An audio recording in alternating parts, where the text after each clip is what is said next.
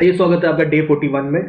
हम लोग तैयारी कर रहे हैं यूपी पीसीएस की, और आज हम लोग ज्योग्राफी का लेक्चर मोस्ट प्रॉब्ली आज खत्म कर देंगे ज्योग्राफी। ठीक है, तो आज हम लोग सबसे पहला टॉपिक जो पढ़ेंगे वो है अबाउट इंडस्ट्रीज। लेकिन इंडस्ट्री स्टार्ट करने से पहले थोड़ा सा कुछ टॉपिक हम लोग मिस कर दिए थे लास्ट टाइम। जैसे कि हम लोग घाट पूरा नहीं प्रॉपर नहीं पढ़ा था ना। पासेस पढ़ लिए थे हमने, कुछ और इंपॉर्टेंट पासेस आपके पेनिनसुलर इंडिया के हम लोगों ने मिस कर दिया था। तो देखिए, यहाँ पे कुछ आपके पासेस हैं, माउंटेन के बीच में पासेस हैं पेनिनसुलर इंडिया में, जैसे गोरम घाट हो गया, यहाँ पे हल्दी घाटी पास हो गया। ठीक है, फिर देखिए आपका यहाँ मध्य प्रदेश में आपका ये असीरगढ़ असीरगढ़ किला भी है। ठीक है, यहाँ पे तो असीरगढ़ पास है। ठीक है, इसके अलावा आपका कसारा घाट पास या थाल घाट, ये इंपॉर्टेंट है, इसको तो अच्छे से देखेंगे हम लोग।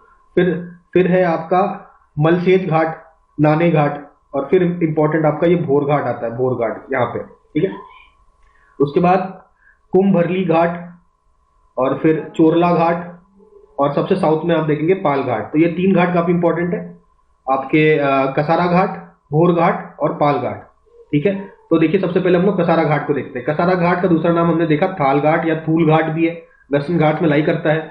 और ये जो है, एक बार इसको थोड़ा सा देखिए। अब यहाँ पे आप देखिए, अगर ये थाल घाट आप देखेंगे तो यहाँ पे मुंबई है, तो मुंबई नासिक रूट में आपका पड़ता है ये आपका थाल घाट।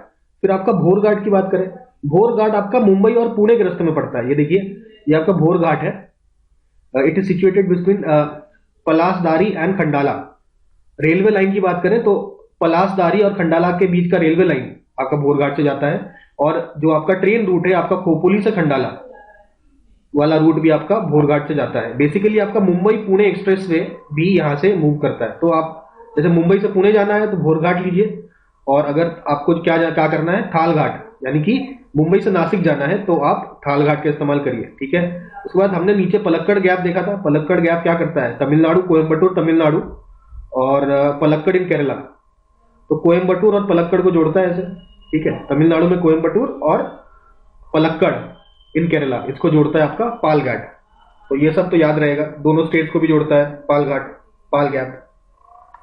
देखिए, इंडस्ट्री की शुरुआत जो है हम लोग करते हैं पेपर मिल से। सबसे पहला पेपर मिल कब लगा था, 1812 में लगा था, श्रीरामपुर वेस्ट बंगाल में। चला नहीं लेकिन।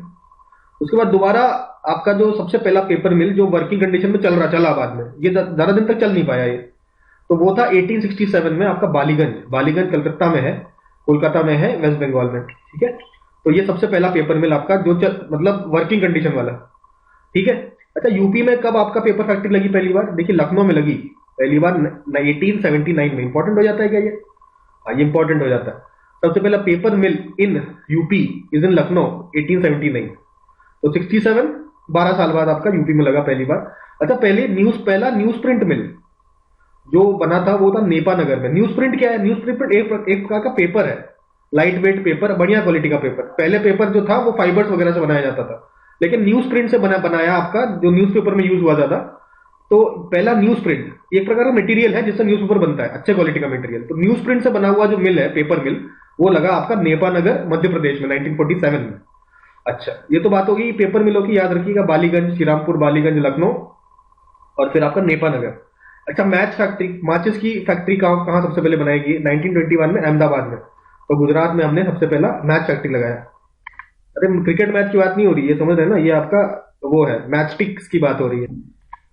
चलिए अब बात करते हैं सबसे पहले कॉटन मिल की। सबसे पहला कॉटन मिल कहाँ बन के तैयार होता है, मुंबई में बन के तैयार होता है। सबसे first cotton mill is Mumbai, और फर्स्ट जूट मिल, याद रखिए, इज इन कोलकाता।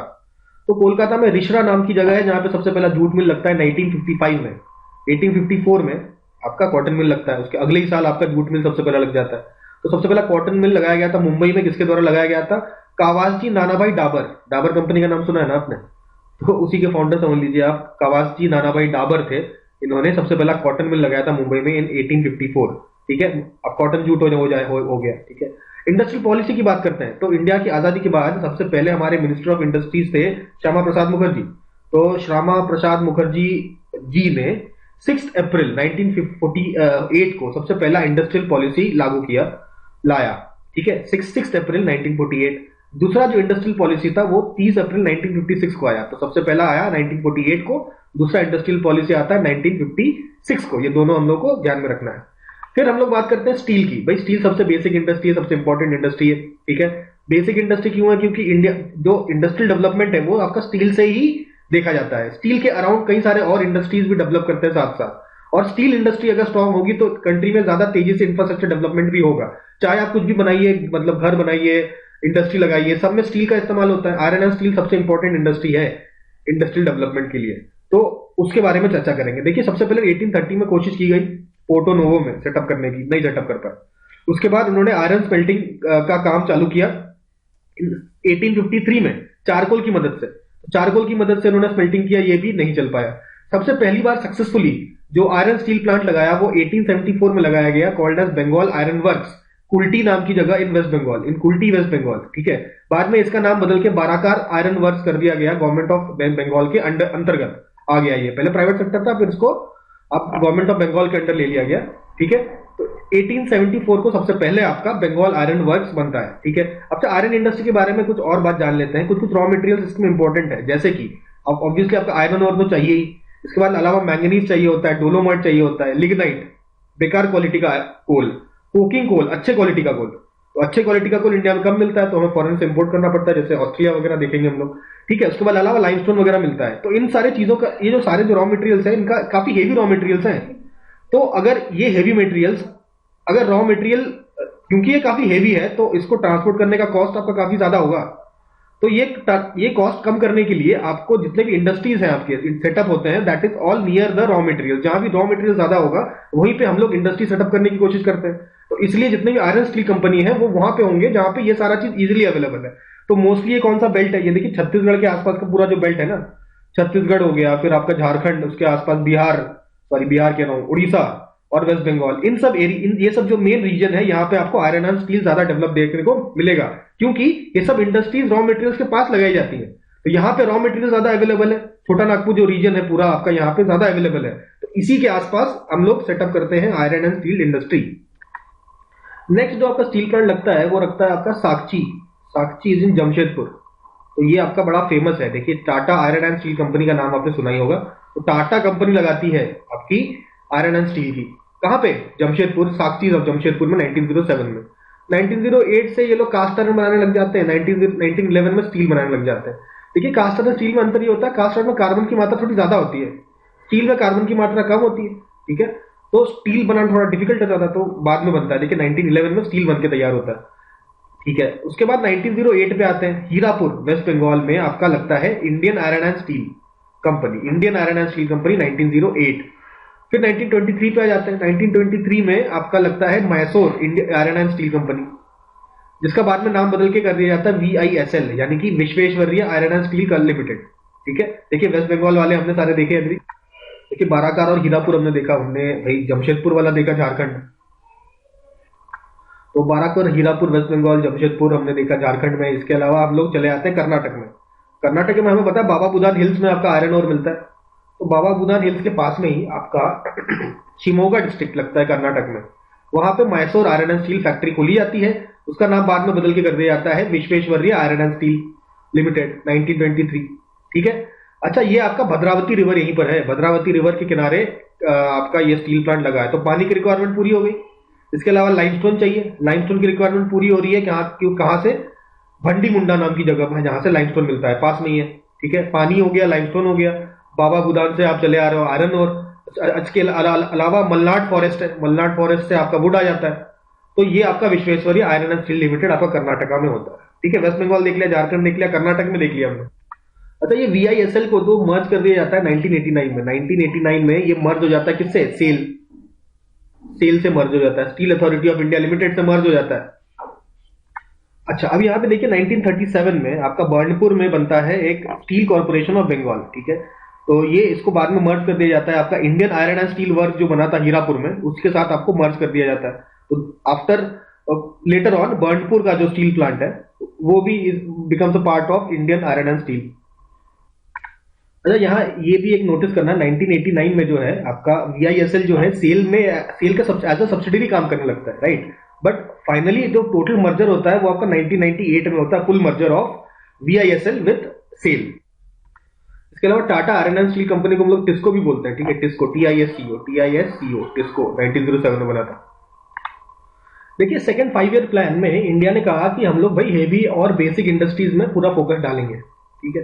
तो इसी तर्ज पे कई सारे आपके स्टील प्लांट खोले गए। एक आपका राउरकेला में खोला गया। किधर है राउरकेला? उड़ीसा में है। उड़ीसा में हमने देखा राउरकेला खोला जाता है। फिर आपका भिलाई खोला जाता है इन छत्तीसगढ़। छत्तीसगढ़ में आपका भिलाई पॉइंट लगाया गया। तो अच्छा, ये जो भिलाई प्लांट है 1953 में इसका एस्टैब्लिशमेंट हुआ, और किसकी मदद से? यूएसएसआर। तो याद रखिए दो आपके भिलाई और बोकारो, बी दोनों का नाम बी से चालू है। बोकारो आपका झारखंड में है और भिलाई आपका छत्तीसगढ़ में है। तो ये दोनों आपका भिलाई और सॉरी आपका छत्तीसगढ़ और झारखंड वाला जो प्लांट्स हैं भिलाई और बोकारो, दोनों का नाम बी से चालू होता है और दोनों ही आपका यूएसएसआर की मदद से लगाए गए हैं। तो ये आई होप याद रहेगा, ठीक है। अच्छा, अब बात कर रहे हैं हम लोग भिलाई की बात कर रहे हैं ना, तो भिलाई तो छत्तीसगढ़ में है। दुर्ग में है भिलाई, दुर्ग डिस्ट्रिक्ट के पास आपका भिलाई है। तो ये आपका झारखंड के दल्ली राजारा जो माइन है वहां से आपका आयरन ओर लेता है, ठीक है। तो ये बात होगी भिलाई की, दल्ली राजारा से ले रहा है, ठीक है। तो भिलाई आपका छत्तीसगढ़ में है, झारखंड में दल्ली राजारा उस माइन से आपका आयरन ओर लेता है। बात करते हैं हम लोग फिर दुर्गापुर की। दुर्गापुर वेस्ट बंगाल में है। आपका बर्धमान डिस्ट्रिक्ट में आसानसोल नाम की जगह है, उसके पास आपका दुर्गापुर है। तो हिंदुस्तान स्टील लिमिटेड कंपनी का नाम है, 1962 में खोला गया दुर्गापुर में, ठीक है। 1962 में खोला जाता है हिंदुस्तान स्टील लिमिटेड। और कहां से सप्लाई होती है इसके आयरन ओर की? तो बोलनी माइन है, BOLNI, बोलनी माइन आपका उड़ीसा में है। तो बगली में आपका उड़ीसा है, उसका बोलनी माइन हो गया। और आपका गुआ माइन, GUA, गुआ माइन है आपका झारखंड में है, तो उसके बगल में झारखंड भी है। झारखंड के गुआ माइन से और बोलनी माइन ऑफ उड़ीसा से आपका सप्लाई होता है दुर्गापुर स्टील प्लांट में, ठीक है। तो ये दुर्गापुर आपका एस्टैब्लिश होता है 1962 में। फिर अगला जो एस्टैब्लिशमेंट होता है वो होता है बोकारो में, झारखंड 1964 में। तो पहले भिलाई, फिर दुर्गापुर, फिर आपका बोकारो, ठीक है, यूएसआर की मदद से होता है। अच्छा, दुर्गापुर आपका कौन से कंट्री की मदद से बनता है? यूके की, ठीक है, यूनाइटेड किंगडम की मदद से बनता है दुर्गापुर। अच्छा, ये बोकारो कहां है? झारखंड में है। झारखंड में आपका हजारीबाग के पास आपका बोकारो नदी पहले कोनार नदी से मिलती है, फिर कोनार नदी जाती है, दामोदर से मिलती है। तो ये बोकारो कोनार दामोदर का जो कन्फ्लुएंस वाला पॉइंट है उसके पास ही आपका सिचुएटेड है बोकारो प्लांट, ठीक है। तो अच्छा, बोकारो की प्लांट की बात करें तो अच्छा, बोकारो प्लांट तो हमने देख लिया, ठीक है। हमको बात करनी है दुर्गापुर की, और थोड़ी सी बात कर लेते हैं, ठीक है। दुर्गापुर में हमने देखा कि आपका बोलनी माइन और गुआ माइन से आता है, ठीक है। अच्छा, दुर्गापुर में आपका मैंगनीज जामदा केओंझार में है, ठीक है। जामदा से आपका मैंगनीज आता है, झारिया और बाराकार से आपका कोल आता है, और दामोदर नदी के पास है, तो दामोदर नदी से पानी और बिजली दोनों का सप्लाई हो जाता है। तो इसलिए दुर्गापुर हर तरफ से सारे जो रॉ मटेरियल्स के पास बैठा हुआ है, ठीक है। बोकारो हो गया, ठीक है। विशाखापट्टनम, देखिए आंध्र प्रदेश में विशाखापट्टनम भी है। विशाखापट्टनम में आपका पहली बार सी कोस्ट के पास एक आयरन एंड स्टील प्लांट लगाया गया इंडिया में, ठीक है। छत्तीसगढ़ के बेलादीला जो माइन है, छत्तीसगढ़ में बेलादीला माइन है, वहां से सप्लाई होता है आपका विशाखापट्टनम जो स्टील प्लांट है, ठीक है। आई होप ये याद रहेगा। अच्छा, बोकारो किसी नदी के पास नहीं है, लेकिन नहीं सॉरी, बोकारो तो दामोदर नदी के पास है ना, दुर्गापुर भी आपका दामोदर नदी के पास। तो दोनों आपका देखिए, बोकारो हो गया, दुर्गापुर हो गया, सब दामोदर नदी से कनेक्टेड तो है ही है। तो दामोदर वाला जो रिवर बेसिन है उसके आसपास देखिए दो बड़े बड़े स्टील प्लांट लग रहे हैं, दुर्गापुर और बोकारो। बोकारो झारखंड में, दुर्गापुर वेस्ट बंगाल में। तो दामोदर नदी इसलिए काफी पोल्यूटेड भी हो जाती है ना, काफी पोल्यूशन वगैरह भी आपका दामोदर में देखा गया है इस एरिया में, ठीक है। अच्छा, ये सारा चीज हम लोगों ने कवर कर लिया है। तो फिर ये देखिए ना, ये छोटा नागपुर रीजन में ही तो सारा आपका स्टील प्लांट है जितने भी डिस्कस किया हमने, चाहे वो उड़ीसा ले लीजिए, चाहे छत्तीसगढ़ ले लीजिए, झारखंड ले लीजिए, वेस्ट बंगाल ले लीजिए, और आपका आंध्र प्रदेश थोड़ा दूर हो गया, आंध्र प्रदेश तो लेकिन बाकी सारे तो आपका इसी एरिया में पड़ते हैं। तो ये छोटा नागपुर वाला एरिया इज मतलब very important for iron and steel. भाई नेक्स्ट बात करते हैं स्टेनलेस स्टील की। भाई स्टेनलेस स्टील बनाने के लिए हमको क्या चाहिए? देखिए आयरन तो चाहिए, आयरन और सारी चीजें चाहिए। तो स्टील मैन्युफैक्चरिंग में क्रोमियम और निकल का इस्तेमाल और करेंगे हम लोग, तो स्टेनलेस स्टील बन जाएगा। अच्छा, स्टील में आपका कार्बन तो होता ही है, तो ये आपका स्टेनलेस स्टील हो गया। अच्छा, आयरन स्टील इंडस्ट्री में आपको कोल बढ़िया क्वालिटी का चाहिए होता है। तो इंडिया में क्या ये बढ़िया क्वालिटी का कोल मिलता है? नहीं मिलता। तो हमको इसको इंपोर्ट करना पड़ता है। कहां से इंपोर्ट करते हैं हम लोग? ऑस्ट्रेलिया कंट्री से इंपोर्ट करते हैं कोकिंग कोल। नेक्स्ट हम लोग एल्यूमिनियम इंडस्ट्री की बात करते हैं। तो 1937 में आपका एल्यूमिनियम इंडस्ट्री सबसे पहले लगा था। सबसे पहला आपका कंपनी था aluminium corporation of India limited. कहां पे? JK नगर वेस्ट बंगाल में सबसे पहली बार एल्यूमिनियम का प्रोजेक्ट लगा था आपका इन JK नगर वेस्ट बंगाल। अच्छा, सेकंड 5 ईयर प्लान के बारे में हम लोग जानते हैं ना। हम लोगों ने कहा था कि भैया इंडस्ट्री पे फोकस करेंगे, तो एल्यूमिनियम इंडस्ट्री पे फोकस किया। तो हिंदल हीराकुद में आपका बनता है और सेकंड आपका बनता है हिंडाल्को। 1958 में आपका आदित्य बिरला ग्रुप के अंडर आपका हिंडाल्को आता है, वो एस्टैब्लिश होता है 1958 में। तो हिंडाल्को हिंडाल्को कहाँ एस्टैब्लिश होता है आपका? रेणुकूट। रेणुकूट कहाँ पर है? रेणुकूट आपका सोनभद्र डिस्ट्रिक्ट में है। कहाँ पे है सोनभद्र डिस्ट्रिक्ट? हमें सब मालूम है, सोनभद्र तो आपका यूपी में, सोनभद्र डिस्ट्रिक्ट यूपी में आपका रेणुकूट में एस्टैब्लिश होता है। इसका हेडक्वार्टर्स कहाँ पे है? इसकी अगर हेडक्वार्टर्स की बात करें तो आपका मुंबई में है, मुंबई महाराष्ट्र। और कहाँ है हिंडाल्को? हिंडाल्को आपका अलापुरम केरला में भी है, अलापुरम तो केरला। तो ये सारे रीजन है आपके किसके? हिंडाल्को। देखिए हिंडाल्को हमने कहा रेणुकूट, रेणुकूट कहाँ है आपका? सोनभद्र डिस्ट्रिक्ट आपका यूपी में है, ठीक है आपका। फिर मुंबई में आपका देखा गया और केरला में भी आपको देखा गया, ठीक है। ये तो बात होगी हिंडाल्को की। अच्छा बाल्को की बात करते हैं। बाल्को सबसे बड़ा पब्लिक सेक्टर, पब्लिक सेक्टर में सबसे पहला जो कंपनी खोलते हैं वो आपका बाल्को का खुलता है इन 1965। तो इसका सबसे पहले प्लेस देखते हैं। पहली बात तो समझ में आ गई कि ये सबसे पहला पब्लिक सेक्टर का कंपनी है, ठीक है। उसके बाद अच्छा ये अब कहां पर है, कहां पर खोला? आपका कोरबा। कोरबा कहां पर है? Korba is in Chhattisgarh. देखिए छत्तीसगढ़ में यहाँ पे इन्होंने सेट करा। और इस ओर, इनका जो ओर है कहां से आएगा? ऑब्वियसली उड़ीसा से सप्लाई होगा और मध्य प्रदेश से सप्लाई होगा। मध्य प्रदेश नहीं, मतलब शहडोल रीजन है, अमरकंटक का रीजन है यहाँ पे ना, यहाँ पे अमरकंटक का रीजन है, ठीक है। अभी जब बाल्को सेट हुआ कोरबा में, ये आपका देखिए अमरकंटक शहडोल एमपी सप्लाई हो रहा है एक तरफ से आपका एल्यूमिनियम और, दूसरी तरफ आपका गंधमर्दन आपका उड़ीसा में है, वहां सप्लाई हो रहा है। कहां पर है? कोरबा में। और बिजली भी तो चाहिए, बिजली कहां से अब सप्लाई हो रही है? देखिए कोरबा थर्मल पावर प्लांट से आपका बिजली सप्लाई हो रही है। अच्छा तो हिंडाल्को में जो हीराकुद में है, ये हिंडाल्को है, सॉरी हिंडल लिखा मैंने, हिंडाल्को। हीराकुद में हिंडाल्को है, तो हीराकुद में भी हिंडाल्को है। कहां कहां है? हीराकुद इन ओडिशा, ओडिशा में। उसके बाद रेणुकूट देखा हमने, हेडक्वार्टर्स मुंबई में देखा, अलापुरम केरला में देखा। ये सारे हिंडाल्को के हैं, याद रखिएगा, ठीक है। अच्छा हिंडाल्को का एक आपका बेलगाम कर्नाटका में भी है, बेलगांव कर्नाटका में भी आपका प्रेजेंट है हिंडाल्को। तो काफी जगह पे है, देखिए आपने उड़ीसा में देख लिया, कर्नाटका में देख लिया, यूपी में देख लिया, मुंबई में देख लिया और केरला में भी देख लिया। ये तो 5 स्टेट्स में देख लिया आपका जहां हिंडाल्को प्रेजेंट है। अब बात करते हैं नाल्को की। नाल्को आपका इंडिया का सबसे सबसे बड़ा, फर्स्ट नहीं सबसे लार्जेस्ट, लार्जेस्ट किसका? भाई इंडिया का भी है, आपका एशिया का भी है, वर्ल्ड का क्या है? वर्ल्ड का नहीं है, वर्ल्ड का 6th है, 6th largest company, aluminium company वो है आपका नाल्को। कहां का लोकेटेड है? ये आपका उड़ीसा में लोकेटेड है, आपका भुवनेश्वर में। भुवनेश्वर के अलावा भी कहीं है क्या? तो भुवनेश्वर के अलावा ये लोकेटेड है अंगुल, ठीक है। ये रीजन है आपका कहां? ओडिशा में। ओडिशा में आप देखने को मिलेगा आपको नाल्को। देखिए एक और कंपनी की बात करते हैं, इंदल कंपनी। तो इंदल कंपनी आपका इंडिपेंडेंस से पहले बनी थी। अच्छा फुल फॉर्म जान लीजिए, देखिए Indian aluminium, Indian aluminium company limited, ये नाम है इंदल। तो इंदल आपका इंडिपेंडेंस से पहले बना हुआ कंपनी है। और ये आपका कब बना था? ये आपका 1938 में बना था, 1938 में बन जाता है। उसके बाद 1944 को ये आपका पब्लिक सेक्टर में आ जाता है, ये आपका पब्लिक सेक्टर कंपनी बन जाता है इंदल, ठीक है। तो इंदल में 1944 को पब्लिक सेक्टर कंपनी बन गया। तो कहां कहां है? देखिए आपका झारखंड में है ये, झारखंड में मूरी नाम की जगह, मूरी, मूरी झारखंड। मूरी झारखंड के अलावा आपका अलापुरम केरला, अलापुरम केरला हमने पहले ही पढ़ा था, हिंडाल्को में पढ़ा था ना। तो अलापुरम केरला में आपका ये है अलापुरम केरला, ठीक है। मूरी झारखंड। इसके अलावा और कौन सी? इसके अलावा आपका हीराकुद है, हीराकुद, हीराकुद आपका उड़ीसा में है।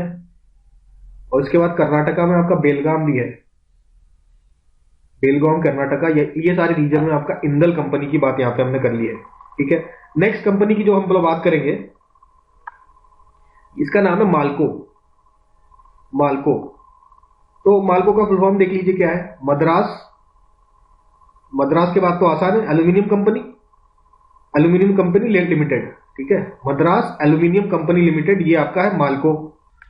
तो ये माल्को कंपनी आपका 1960 में आपका एस्टैब्लिश होता है। और इसका जो आपका हेडक्वार्टर्स कहां पर है? हेडक्वार्टर्स याद करिए आपका आपका मेटूर तमिलनाडु में है माल्को, तमिलनाडु के मेटूर में है माल्को का आपका हेडक्वार्टर। हमने माल्को देख लिया, मद्रास एल्यूमिनियम कॉर्पोरेशन, नाम से पता चलना मद्रास, तो ऑब्वियसली तमिलनाडु में होगा। तो ये गवर्नमेंट है प्राइवेट है? तो ये प्राइवेट कंपनी है, ये प्राइवेट कंपनी। अच्छा इसके बाद उड़ीसा, उड़ीसा की बात करते हैं। देखिए उड़ीसा में एल्यूमिनियम के लिए सबसे ज्यादा एल्यूमिनियम और आपका उड़ीसा में ही पाया जाता है, ये तो हम लोग ऑलरेडी पढ़ चुके हैं। तो उड़ीसा में आपको दिखेगा, फोकस दिखेगा, ठीक है। तो एक है आपका Utkal alumina international limited.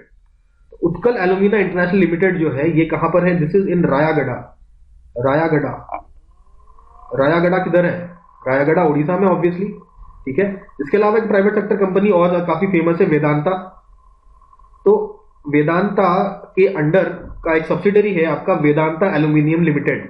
Vedanta aluminium limited is subsidiary of Vedanta company, मतलब वेदांता लिमिटेड कंपनी का सब्सिडरी है आपका वीएएल, वेदांता एल्यूमिनियम लिमिटेड, ठीक है। अच्छा, और काफी बड़ा आपका एल्यूमिनियम का प्रोड्यूसर है प्राइवेट सेक्टर का। इसका हेडक्वार्टर किधर है? Headquarters of VAL is Jharsuguda, Orissa. Jharsuguda नाम का जगह है उड़ीसा में जहां पे वेदांता लिमिटेड का हेडक्वार्टर है। इसके अलावा कहां पर है? कालाहांडी। कालाहांडी भी आपका उड़ीसा में है। कालाहांडी उड़ीसा में भी आपका इसका सेंटर है। तो ये आपका ऑपरेट कहां करता है? ये आपका छत्तीसगढ़ और उड़ीसा में ऑपरेट करता है आपका वेदांता लिमिटेड, ठीक है। दोनों स्टेट्स में आपका करता है, ठीक है। लोकेशन हमने बता दिया, झारसुगुड़ा और कालाहांडी उड़ीसा। कॉटन टेक्सटाइल की अच्छे से बात करते हैं। कॉटन टेक्सटाइल वैसे भी हमने थोड़ा बहुत देखा है, ठीक है। लेकिन कॉटन टेक्सटाइल के बारे में सबसे पहला जो आपका कॉटन टेक्सटाइल का फैक्ट्री हमने देखा था 1854 में लगाया गया था। इसके द्वारा आपको इसका नाम क्या है? Bombay spinning mill. क्या नाम था इसका? Bombay spinning mill. तो ये बॉम्बे स्पिनिंग मिल किसने लगाया था? तो ये भी हम लोग जानते हैं, क्या? कावासजी नानाभाई डावर। तो कावासजी नानाभाई डावर ने ये आपका बॉम्बे स्पिनिंग मिल खोला था। इससे पहले भी एक बार प्रयास किया हुआ था लेकिन सक्सेसफुल नहीं हो पाया। 1818 में भी आपका कैलकाटा में, उस समय का कैलकाटा, तो कैलकाटा अभी तो कोलकाता हो गया है, 1888 में आपका इसको खोला गया था। कहां पे? फोर्ट ग्लॉस्टर, कैलकाटा के पास आपका फोर्ट ग्लॉस्टर है, यहां पे खोला गया था लेकिन ये चल नहीं पाया, ठीक है। पहला प्रॉपर स्पिनिंग मिल आपका फिर बॉम्बे स्पिनिंग मिल खुलता है। तो कॉटन टेक्सटाइल की बात करें तो फेमस जगह कहां कहां है? जैसे Kanpur is also famous for cotton textile. Kanpur के अलावा आपका कोयम्बटूर, कोयम्बटूर भी आपका इंपॉर्टेंट है। कोयम्बटूर के बाद अहमदाबाद, ठीक है। ये सब इंपॉर्टेंट रीजन है आपका। तो ऑब्वियसली तमिलनाडु में कोयम्बटूर हो गया, कानपुर उत्तर प्रदेश में कानपुर हो गया, और अहमदाबाद आपका गुजरात में हो गया। These are four important textiles. उसके बाद बात करते हैं हम लोग लुधियाना की, ठीक है। लुधियाना, लुधियाना किधर है? Ludhiana is in Punjab. तो लुधियाना किसके लिए फेमस है? लुधियाना होजियरी के लिए फेमस है, ठीक है। लुधियाना होजियरी के अलावा और क्या क्या क्या चीजों के लिए फेमस है? अच्छा, लुधियाना को बोलते हैं industrial capital of Punjab. Ludhiana को इंडस्ट्रियल कैपिटल ऑफ पंजाब भी बोला जाता है। होजियरी के लिए फेमस है। होजियरी के अलावा भी आपका वुलन गारमेंट्स वगैरह, निटेड गारमेंट्स, सॉरी वुलन कह रहे हैं, निटेड गारमेंट्स, जो बुनाई कढ़ाई वाला काम है ना, तो बुनाई कढ़ाई से बनने वाले जो गारमेंट्स हैं निटेड गारमेंट्स बोलेंगे। निटेड गारमेंट्स के लिए भी काफी ज्यादा फेमस है। रेडीमेड कपड़ों के लिए, ठीक है, रेडीमेड कपड़ों के लिए लुधियाना फेमस है। देखिए, शुरुआत करते हैं हम लोग हमारा फर्टिलाइजर इंडस्ट्री की। तो फर्टिलाइजर इंडस्ट्री का सबसे पहला फर्स्ट फर्टिलाइजर प्लांट कहां पे लगता है? ये लगता है आपका सिंदरी में। सिंदरी कहां है? झारखंड में है। तो झारखंड सिंदरी में 1951 में आपका सबसे पहला फर्टिलाइजर का प्लांट लगता है, और ये पब्लिक सेक्टर प्लांट, ये पब्लिक सेक्टर है, पब्लिक सेक्टर प्लांट आपका लगता है, ठीक है। अच्छा, अब इसके बाद हम लोग देखते हैं कि 1961 में आपका इनकॉर्पोरेट होता है कंपनी जिसका नाम है fertilizer corporation limited, sorry fertilizer corporation of India limited, ठीक है। एफसीएल लिमिटेड नाम की कंपनी एक इनकॉर्पोरेट होती है। उसके बाद ये दोबारा रिकंस्टिट्यूट होती है 1978 में। 1970 ये आपका इनकॉर्पोरेटेड होती है और फिर आपका रिकॉन्स्टिट्यूट होती है इन 1978, तो 61-78 में एफसी। इसके अंडर कुछ आपके फर्टिलाइजर्स हैं, यूनिट्स हैं काफी इंपॉर्टेंट। तो जो सिंदरी वाला जो फर्टिलाइजर यूनिट था ये इसके अंडर ही आ जाता है आपका सिंदरी। सिंदरी किधर है? झारखंड में, ठीक है। सिंदरी झारखंड चला जाता है। इसके अलावा आपका सेकंड नंबर पे तो ये झारखंड हो गया। उसके बाद आपका रामागुंदम। रामागुंदम कहां है? Ramagundam is in Telangana. तो रामागुंदम तेलंगाना, ठीक है। और कौन कौन सी यूनिट है अंडर एफसीआई? तो ये है आपका फर्टिलाइजर कॉर्पोरेशन ऑफ इंडिया है, फूड कॉर्पोरेशन नहीं है, ठीक है। तीसरे नंबर पे आपका तालचेर।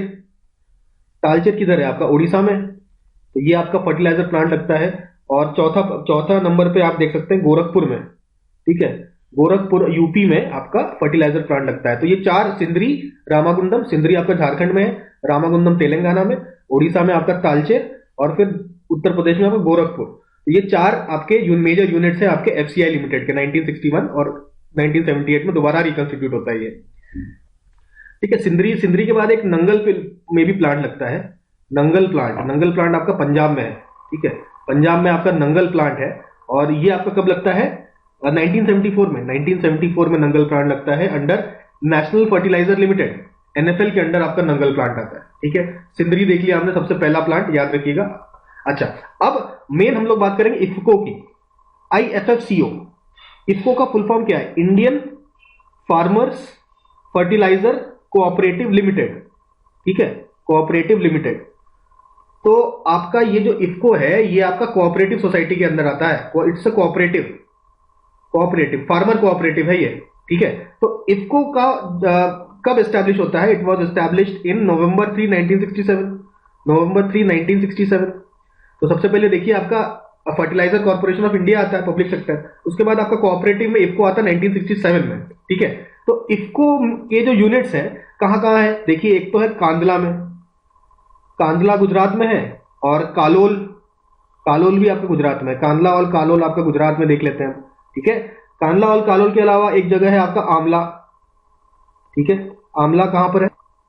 आमला आपका एमपी में है, मध्य प्रदेश में है। और फिर आपका पारादीप, पारादीप सब जानते हैं, ये आपका उड़ीसा में है।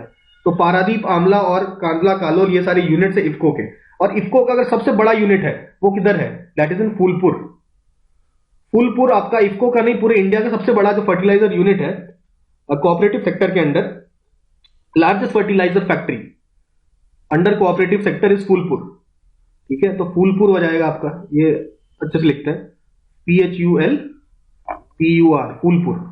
ठीक है, फूलपुर आपका कहां पर है? आपका प्रयागराज में है।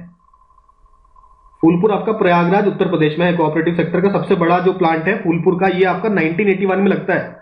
अच्छा, रिसेंट की अगर बात करें तो करंट अफेयर्स में भी इंपॉर्टेंट है, क्योंकि 2022 में यहाँ पे नैनो फर्टिलाइजर का प्लांट लगा था। नैनो फर्टिलाइजर प्लांट इन 23 दिसंबर 2022 को यही फूलपुर में आपका नैनो फर्टिलाइजर प्लांट भी लगाया गया है।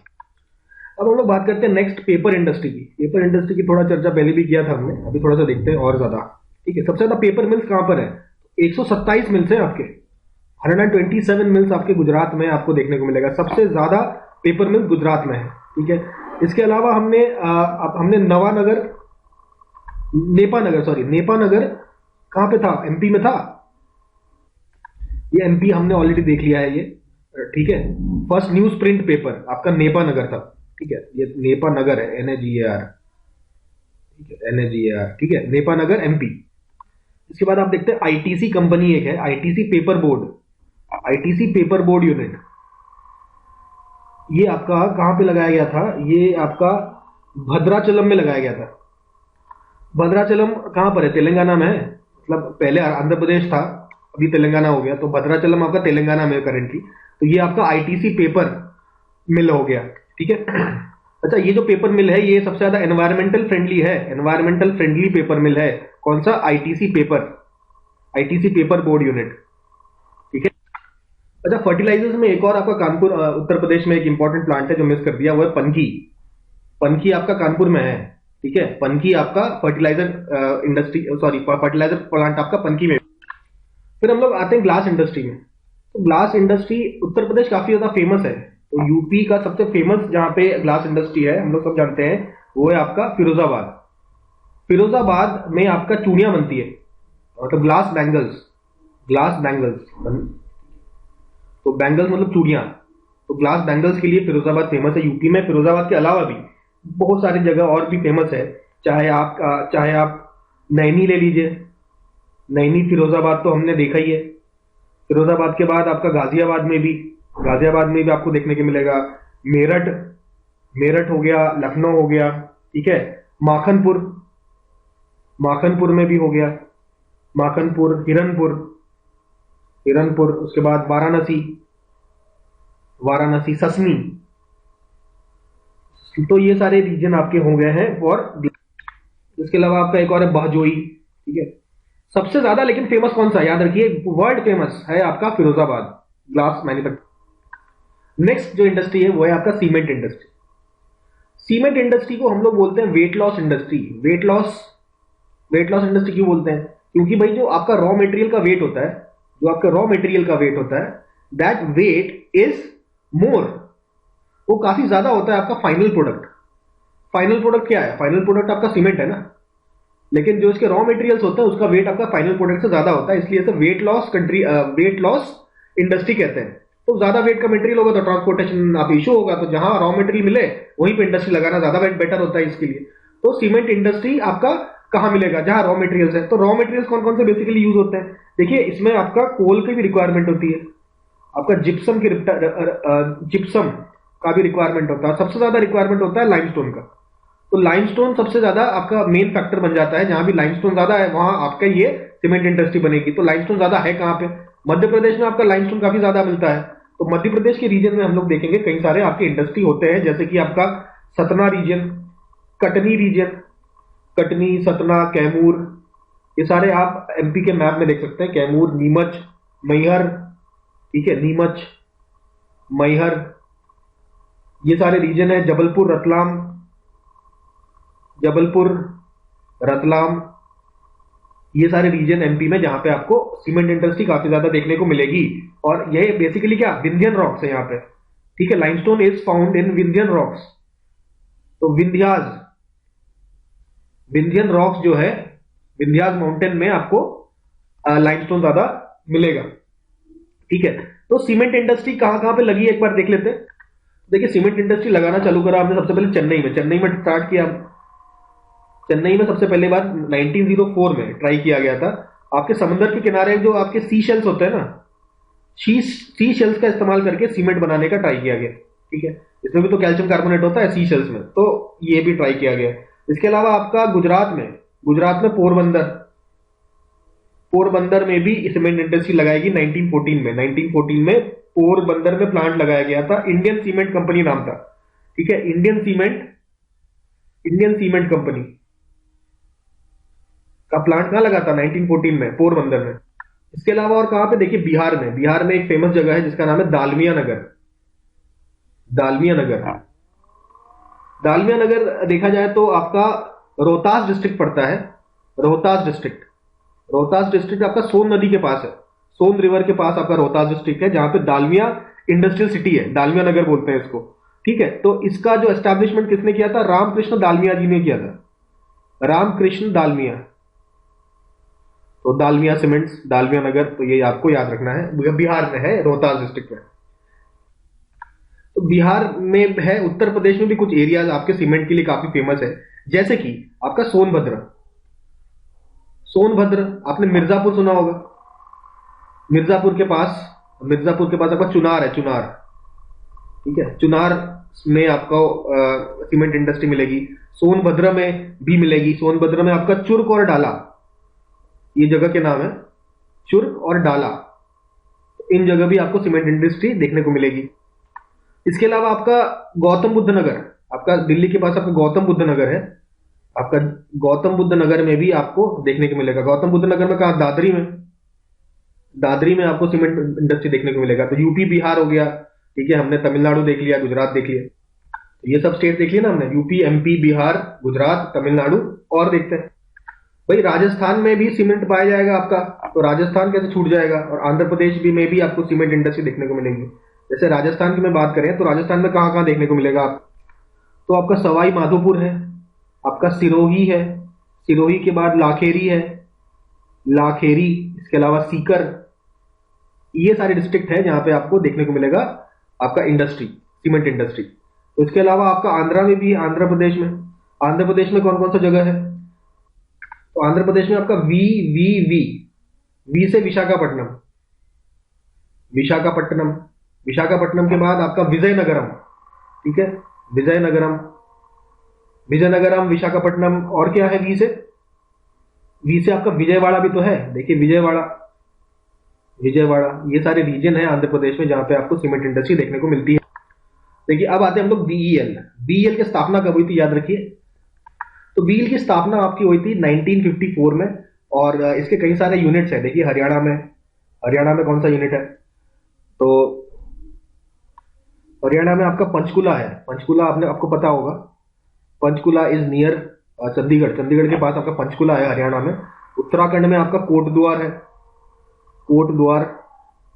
इसके अलावा आपका गाजियाबाद, गाजियाबाद गाजियाबाद आपका उत्तर प्रदेश में आपको देखने को मिलेगा। इसके अलावा आपका महाराष्ट्र में आपका तजोला, तजोला आपका, और पुणे, यहाँ पे बीईएल के सेंटर है। साथ में आपका हैदराबाद, हैदराबाद हो गया। आंध्र प्रदेश में आपका मछलीपट्टनम, मछलीपट्टनम, ठीक है। कर्नाटका की बात करें तो बैंगलोर, और तमिलनाडु की बात करें तो चेन्नई। ये सब जगह आपका भारत हेवी इलेक्ट्रिकल्स लिमिटेड है, मैन्युफैक्चरिंग यूनिट्स है बीईएल के। लेकिन पूरे कंट्री में फैले हुए हैं। नॉर्थ इंडिया में हमने देखा ये 3, यूपी में, उत्तराखंड में और हरियाणा में, और साउथ इंडिया में आपका केरला में छोड़ के हर जगह एक एक मैन्युफैक्चरिंग यूनिट तो है ही आपका। चलिए चर्चा को आगे बढ़ाते हैं। हम लोग शिप बिल्डिंग की बात करते हैं। हिंदुस्तान शिपयार्ड लिमिटेड कहां पर है भाई? विशाखापट्टनम में है आपका, आंध्र प्रदेश में, ठीक है। आंध्र प्रदेश में आपका विशाखापट्टनम ही कहीं है। यहाँ पे आपका हिंदुस्तान शिपयार्ड लिमिटेड हमको देखने को मिलता है। विशाखापट्टनम के अलावा क्या और कहीं नहीं बनता? अच्छा, इसकी बात पहले अच्छे से कर लेते हैं, ठीक है। ये आपका कब बना था? ये आपका 1941 में बना था। हिंदुस्तान शिपयार्ड लिमिटेड 1941 में बना था, और ये पब्लिक सेक्टर कंपनी बन जाती है 1952 में। यानी कि गवर्नमेंट इसका टेक ओवर कर लेती है 1952 में, ठीक है। 1945 में आपका हिंदुस्तान शिपयार्ड लिमिटेड बना था विशाखापट्टनम, ये तो हमें याद रहेगा। इसके अलावा कोलकाता में भी बनाया जाता है। कोलकाता में भी शिप मैन्युफैक्चरिंग है। आपके मुंबई में भी है, आपका गोवा में भी आपकी शिप मैन्युफैक्चरिंग होती है, और कोचीन में भी, आपका कोचीन में भी शिप मैन्युफैक्चरिंग देखा गया है। तो ये कुछ रीजन है हमने बताए जहां पे शिप मैन्युफैक्चरिंग प्रॉपर होती है, ठीक है। इसके अलावा देखिए नरवा पहाड़ यूरेनियम माइन। तो यूरेनियम माइन हमने देखा था भाई झारखंड में आपका, हमने देखा था जादूगुड़ा, जादूगुड़ा देखा था ना। जादूगुड़ा से ही आपका 12 किलोमीटर दूर पे आपका नरवा पहाड़ यूरेनियम माइन है, ठीक है। Dhalbhum division of eastern Singhbhum district, जो आपका पूर्वी सिंहभूम डिस्ट्रिक्ट ऑफ झारखंड है, यहाँ पे प्रेजेंट है, और जमशेदपुर सिटी के भी पास है। ये 9 किलोमीटर दूर है। नरवा पहाड़ यूरेनियम माइन कहाँ पे है आपका? ये आपका झारखंड में है, नरवा पहाड़, ठीक है। तो ये झारखंड देख लिया, झारखंड में नरवा पहाड़ यूरेनियम माइन देख लिया। तो नेपानगर के बारे में हम लोग ऑलरेडी जानते हैं ना। नेपानगर, नेपानगर एमपी में है, आपका न्यूज प्रिंट के लिए फेमस है, न्यूज प्रिंट इंडस्ट्री, ठीक है। इसके बारे में हम शायद तीसरी बार डिस्कस कर रहे हैं, ठीक है। ये एक्चुअली आपका कौन से डिस्ट्रिक्ट में? बुरहानपुर डिस्ट्रिक्ट, बुरहानपुर डिस्ट्रिक्ट में है आपका नेपानगर, ठीक है, नेपानगर, ठीक है। उसका फॉर्मेशन हमने देखा था 1957 में हुआ था। 1947 में आपका ये एस्टैब्लिश हुआ था, लेकिन इसको गवर्नमेंट ऑफ मध्य प्रदेश ने टेक ओवर कर लिया था। कब टेक ओवर कर लिया था? 1949, 2 साल बाद। और सेंट्रल गवर्नमेंट ने इसको फिर फाइनली टेक ओवर करते हैं कब? 1959 में। 1959 में आपका सेंट्रल गवर्नमेंट ऑफ इंडिया इसको टेक ओवर कर लेता है, नेपानगर न्यूज प्रिंट। अब ये सारे कुछ आपके कंपनीज है, आपको बताना है ये कहां पे सिचुएटेड है। तो हिंदुस्तान मोटर्स कहां पे सिचुएटेड है? तो ये आपका कोलकाता में सिचुएटेड है। कोलकाता में देखिए आप, हिंदुस्तान मोटर्स सिचुएटेड है। उसके बाद प्रीमियर ऑटोमोबाइल लिमिटेड, ये आपका सिचुएटेड है जमशेदपुर में। जमशेदपुर में premier automobile limited. Mahindra and Mahindra company कहां पे आपका एस्टैब्लिश्ड है? ये आपका पुणे में है, ठीक है। मारुति उद्योग लिमिटेड का प्लांट कहां लगा हुआ है? ये आपका लगा हुआ है गुरुग्राम में। गुरुग्राम में आपका प्लांट लगा है मारुति उद्योग लिमिटेड का। और सनराइज इंडस्ट्रीज कहां पर है? देखिए बैंगलोर में है, ये आपके बैंगलोर में सिचुएटेड है सनराइज इंडस्ट्रीज, ठीक है। सनराइज इंडस्ट्रीज आपका बैंगलोर में हो गई। मारुति उद्योग आपका यहाँ पे देखिए गुरुग्राम में हो गया, ठीक है। उसके बाद महिंद्रा आपका पुणे में हो गया, ठीक है, एमपी में पुणे में हो गया, ठीक है। जमशेदपुर हो गया आपका। प्रीमियर ऑटो हिंदुस्तान मोटर्स आपका कोलकाता हो गया। अब बताना एटलस साइकिल्स किधर है? एटलस साइकिल्स कंपनी आपका सोनीपत में है, सोनीपत हरियाणा आपका एटलस साइकिल्स है। भारत अर्थ मूवर्स किधर है? बैंगलोर में है। सनराइज इंडस्ट्रीज ये आपका बैंगलोर में है। तो ये आपने एटलस साइकिल देखा और भारत अर्थ मूवर्स देखा, ठीक है। अब देखिए ऑटोमोबाइल हब ऑफ इंडिया किसको कहां पे है? ऑटोमोबाइल हब ऑफ इंडिया कौन से रीजन को बोलते हैं? तो ये है आपका पीतमपुर। पीतमपुर किधर है? पीतमपुर आपका एमपी में धार रीजन है ना, धार डिस्ट्रिक्ट में आपका पीतमपुर को बोलते हैं ऑटोमोबाइल हब ऑफ इंडिया। अच्छा, हमने सुना है ना Hindustan machine tools. Hindustan machine tools आपका कब बना था? 1953 में बना था। कहां पे बेस्ड है ये? तो हिंदुस्तान मशीन टूल्स भी आपका बैंगलोर में बेस्ड है, ठीक है। लेकिन इसके आपके इंडिया में 9 प्लांट्स आपके देखने को मिलेगा हिंदुस्तान मशीन टूल्स का। अच्छा, हिंदुस्तान मशीन टूल 1953 में बना था with the help of Switzerland. Switzerland country की मदद से आपका हिंदुस्तान मशीन टूल्स बना था 1953 में। हेडक्वार्टर बता दिया हमने, कहा बैंगलोर में है। और 9 plant through out the India है, ये भी हमने बात डिस्कस कर लिया। तो मेन इसका प्लांट जो है 9 प्लांटों में आपका पिंजोर है। Pinjore is in Haryana. हरियाणा के पिंजौर में आपका मेजर प्लांट है किसका, एचएमटी का। एचएमएल लिख दिया मैंने, एचएमटी है, हिंदुस्तान मशीन टूल्स। तो नाम तो आपने सुना ही होगा, हिंदुस्तान मशीन टूल्स। ठीक है, ये बात कर ली हमने हिंदुस्तान मशीन टूल्स। आते भैया अब देखो, अब बात करते हैं हम लोग, देखिए स्काई बस मेट्रो की। स्काई बस मेट्रो में हम लोग ये देख रहे हैं, ये स्काई बस मेट्रो देखिए चमगादड़ की तरह उल्टा लटका हुआ है। ठीक है, तो इस प्रकार का जो मेट्रो है इसको कहते हैं स्काई बस मेट्रो। तो ये चलाने का ट्राई किया गया था, सस्पेंडेड रेलवे सिस्टम है। ठीक है, ये तो साइंटिस्ट का नाम याद रखिए, बी राजाराम के अंडर ये आपका टेक्नोलॉजी इंडिया में लाने की कोशिश करी थी। एक्चुअली ये आपका जर्मनी में देखा गया है, जर्मनी में आपके ये सब एरियाज हैं, यहाँ पे आपको देखा गया था। तो फिर इसको इंडिया में रेप्लिकेट करने की बात करी, स्टार्ट किया बीईएमएल और कोंकण रेलवे ने इसको स्टार्ट किया। कहाँ पे, गोवा में, मारमागांव गोवा में स्टार्ट किया गया था।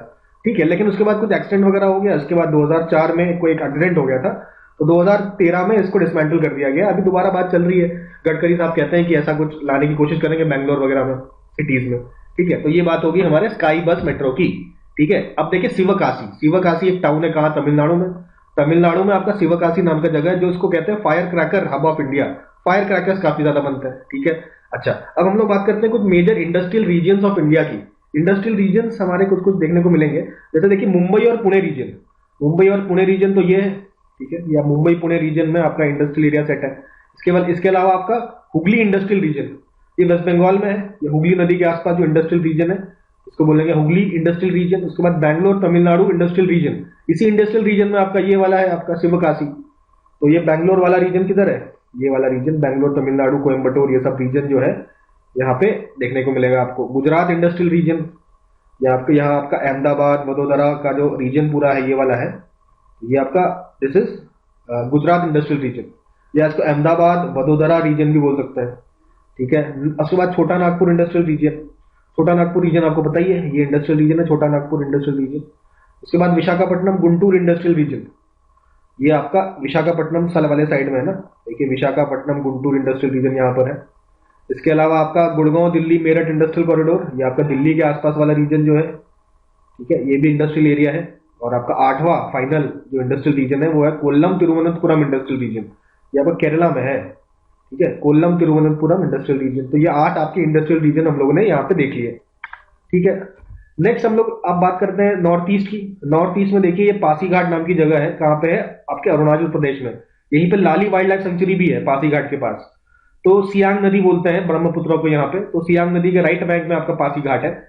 तो यहाँ पे ये आपका एक स्पेशल डांस परफॉर्म किया जाता है। ठीक है, इस डांस का क्या नाम है, इसको बोलते हैं पोनांग डांस, PONANG, पोनांग डांस बोलते हैं। ये पोनांग डांस आपका पासीघाट में होता है। अच्छा, नागालैंड में एक जगह है जिसका नाम है मॉन, उस वहां पे एक विलेज है आपका जिसका नाम है संगनुयू विलेज। ठीक है, ये आपका वुड कार्विंग के लिए काफी फेमस है, मतलब वुड वर्क यहाँ पे काफी ज्यादा होता है संगनुरू में। ठीक है, नागालैंड। अच्छा, वुड वर्क की बात हुई तो बैम्बू आर्टिकल्स के लिए फेमस है आपका नलबारी। नलबारी गुवाहाटी के पास में है, नालबारी असम में ही है। तो यहाँ ये बैम्बू आर्टिकल्स के लिए काफी फेमस है। नेक्स्ट आपकी बात करेंगे हम लोग पेट्रोकेमिकल इंडस्ट्री की। पेट्रोकेमिकल इंडस्ट्री आपको गुजरात में काफी ज्यादा आपको देखने को मिलेगा। गुजरात में आपका कहां पर है, देखिए वडोदरा में आपका जवाहर नगर है। जवाहर नगर किधर है, जवाहर नगर आपका वडोदरा में है। वडोदरा देखा, वडोदरा के अलावा सेकंड आप लोग बात करते हैं जामनगर की। तो जामनगर में भी हम लोग जानते हैं पेट्रोकेमिकल इंडस्ट्री। इसके अलावा आप वेस्ट बंगाल पे आ जाइए, वेस्ट बंगाल में आपका हल्दिया है। हल्दिया में भी आपका पेट्रोकेमिकल इंडस्ट्री आप देख सकते हैं। तो हल्दिया, जामनगर, जवाहर नगर ये सब रीजन है जहां पे पेट्रोकेमिकल इंडस्ट्री काफी ज्यादा आपको देखने को मिलेगा। बात करते हैं हम लोग heavy engineering corporation limited, HECL, नाम सुना होगा आपने। कहां पर है, रांची में है। कब एस्टैब्लिश होता है ये, 1958 में। ये सब डेट जो हमने डिस्कस कर रहे हैं ना एस्टैब्लिशमेंट के, ये पूछ लेता है। ठीक है, मैथ तो फॉलोइंग में पूछ लेगा। ठीक है, तो HECL आपका देखा हमने रांची में है और 1958 में एस्टैब्लिश हुआ था। नेक्स्ट बात करते हैं हम लोग DLW की। DLW का फुल फॉर्म क्या है, डीजल लोकोमोटिव वर्क्स। कहां पर है, वाराणसी में, 1961 में एस्टैब्लिश हुआ था DLW। तो ITI क्या है आपका, Indian telephonic industries. Indian telephonic industries आपका एस्टैब्लिश हुआ था 1948 में और इसका हेडक्वार्टर आपका बैंगलोर में है, लेकिन और भी कई जगह पे आपको देखने को मिलेगा ये। ठीक है, जैसे कि यूपी में कहां है आपका इंडियन टेलीफोनिक इंडस्ट्रीज, तो ये है आपका नैनी में है, नैनी के अलावा रायबरेली में है। इसके बाद आपका मानकपुर, मानकपुर, मानकपुर में भी आप देखेंगे इसका फैक्ट्री है, मैन्युफैक्चरिंग यूनिट्स लगे हुए हैं। अच्छा, केरला में आपका पलक्कड़ में है, पलक्कड़ में, पलक्कड़ में आपको देखने को मिलेगा। इसके बाद आपका श्रीनगर में भी है, ठीक है, श्रीनगर में है, श्रीनगर में, और ऑब्वियसली बैंगलोर में तो आपका है ही है। Indian telephonic industry. तो इसी के साथ ही हम लोगों ने इंडस्ट्री का जितना भी हम लोग कर सकते थे मैटर, हम लोग इकट्ठा कर सकते थे, इकट्ठा करके आपके सामने रख दिया गया है। अब आपका काम है इसको पूरी तरीके से याद करना। याद करने के लिए कुछ नहीं करना, बस 2 से 3 बार देख लेना है वीडियोस, और ज्यादा कुछ भी नहीं करना है आपको। बस 2-3 बार बिल्कुल फोकस के साथ, मेडिटेटिव फोकस के साथ ये वीडियोस देख डालिए। कोई नोट्स बनाने की जरूरत नहीं, कुछ नहीं, इतना नोट्स भी नहीं बना पाएंगे आप। केवल इसको 2 या 3 बार आपको 2x पे देखिए, जो भी आपको पसंद है, ठीक है, 1.5x, 1.75x, 2x, इसमें आप चला दीजिए। 1.5 घंटा का जो आपका लेक्चर है वो आपको करीबन करीबन 40 मिनट में खत्म हो जाएगा। ऐसे 2-3 बार देखना है आपको, और ये पूरा का पूरा आपको तैयार हो जाएगा, ठीक है ना। इसी तरीके से आप इसको देखिएगा। मतलब जो हमारे वीडियोस है उसको एज नोट्स देखिए आप, वीडियो नोट्स। वैसे नोट्स आपसे बात नहीं करते ना, ये समझ लीजिए वो ऐसे नोट्स हैं जो आपसे बात कर रहे हैं। इस अगर आइडिया से आप ये वीडियोस देखेंगे तो आपको बहुत फायदा करेगा, बिल्कुल फायदा करेगा, ठीक है। तो ये वाला टॉपिक यहीं पर खत्म करते हैं। नेक्स्ट टॉपिक हमारा है ट्रांसपोर्ट ऑफ इंडिया। शुरुआत करते हैं हम लोग अभी ट्रांसपोर्ट की। देखिए, ट्रांसपोर्ट की बात करें तो बेसिकली 4 मोड ऑफ ट्रांसपोर्ट है। एक तो या तो रोड से चले जाइए आप, या तो ट्रेन का इस्तेमाल करिए, ठीक है। इसके अलावा या तो वाटरवेज का भी इस्तेमाल कर सकते हैं। वाटर्स को यूज किया जा रहा है, क्या कहते हैं, शिप्स, बोट्स, ट्रांसपोर्टेशन के लिए। इसके अलावा एयरवेज का इस्तेमाल भी किया जा सकता है। तो ये 4 आपके मेजर ट्रांसपोर्ट के तरीके हैं। शुरुआत कहां से करेंगे हम लोग? शुरुआत करेंगे हम लोग हमारा फेवरेट रोडवेज, ठीक है। अच्छा, रोडवेज की बात करें और ग्रैंड ट्रंक रोड की बात ना हो, ऐसा हो नहीं सकता। तो ग्रैंड ट्रंक रोड जो है एक पुराना रोड था, ठीक है, और ब्रिटिश टाइम में इसका नाम रख दिया गया था ग्रैंड ट्रंक रोड। अच्छा, ये कहां से कहां तक था ये ग्रैंड ट्रंक रोड? तो ये आपका पाकिस्तान, अभी तो पाकिस्तान हो गया ना, आपका पाकिस्तान से लेके आपका देखिए पूरा बंगाल तक आपका पूरा ये जो लंबा जो रोड है इसको बोला था ग्रैंड ट्रंक रोड। कहा जाता है कि ये शेरशाह सूरी ने बनाया था, शेरशाह सूरी ने ये बनवाया था, ऐसा कहा जाता है, ठीक है। तो बंगाल में कहां? बंगाल में आपको ऑब्वियसली कोलकाता, और पाकिस्तान में पेशावर। कोलकाता से पेशावर से का जो पूरा जो कनेक्शन है, प्रॉपर कनेक्शन जो ये पूरा है, इसको बोल लेते हैं हम लोग ग्रैंड ट्रंक रोड, ठीक है। अच्छा, अब ये जो ग्रैंड ट्रंक रोड आजादी के बाद भाई पाकिस्तान वाला हिस्सा तो खत्म हो गया। तो इंडिया में बात करें तो ये आपका अमृतसर, अमृतसर से लेके कोलकाता तक का जो रोड है इसको हम लोग अब बोलने लगे ग्रैंड ट्रंक रोड। तो जो अमृतसर से कोलकाता को हम लोग 2 पार्ट में तोड़ देते हैं। एक हम लोग अमृतसर टू दिल्ली, और एक हम लोग बात करते हैं अमृतसर दिल्ली से आपका कोलकाता तक। अभी नेक्स्ट स्लाइड में आप देख सकते हैं, ये देखिए अमृतसर से लेके कोलकाता वाला जो रीजन है इसको हम लोग बोलते हैं नेशनल हाईवे 1, और देन आपका कोलकाता से न्यू दिल्ली से लेके कोलकाता वाला रीजन को हम लोग बोलते हैं नेशनल हाईवे 2। तो ये नेशनल हाईवे 1 और नेशनल हाईवे 2 मिलाकर आपका टोटल जीटी रोड बना देता है। आई होप ये बात समझ में आ रही हो। अच्छा, अभी जब रोडवेज की बात हो रही है, नेशनल हाईवेज की बात हो रही है, तो रोड्स की बात करेंगे तो एक प्लान है, काफी इंपॉर्टेंट प्लान है, जिसको हम लोग बोलते हैं नागपुर प्लान। तो नागपुर प्लान क्या है और कब आया?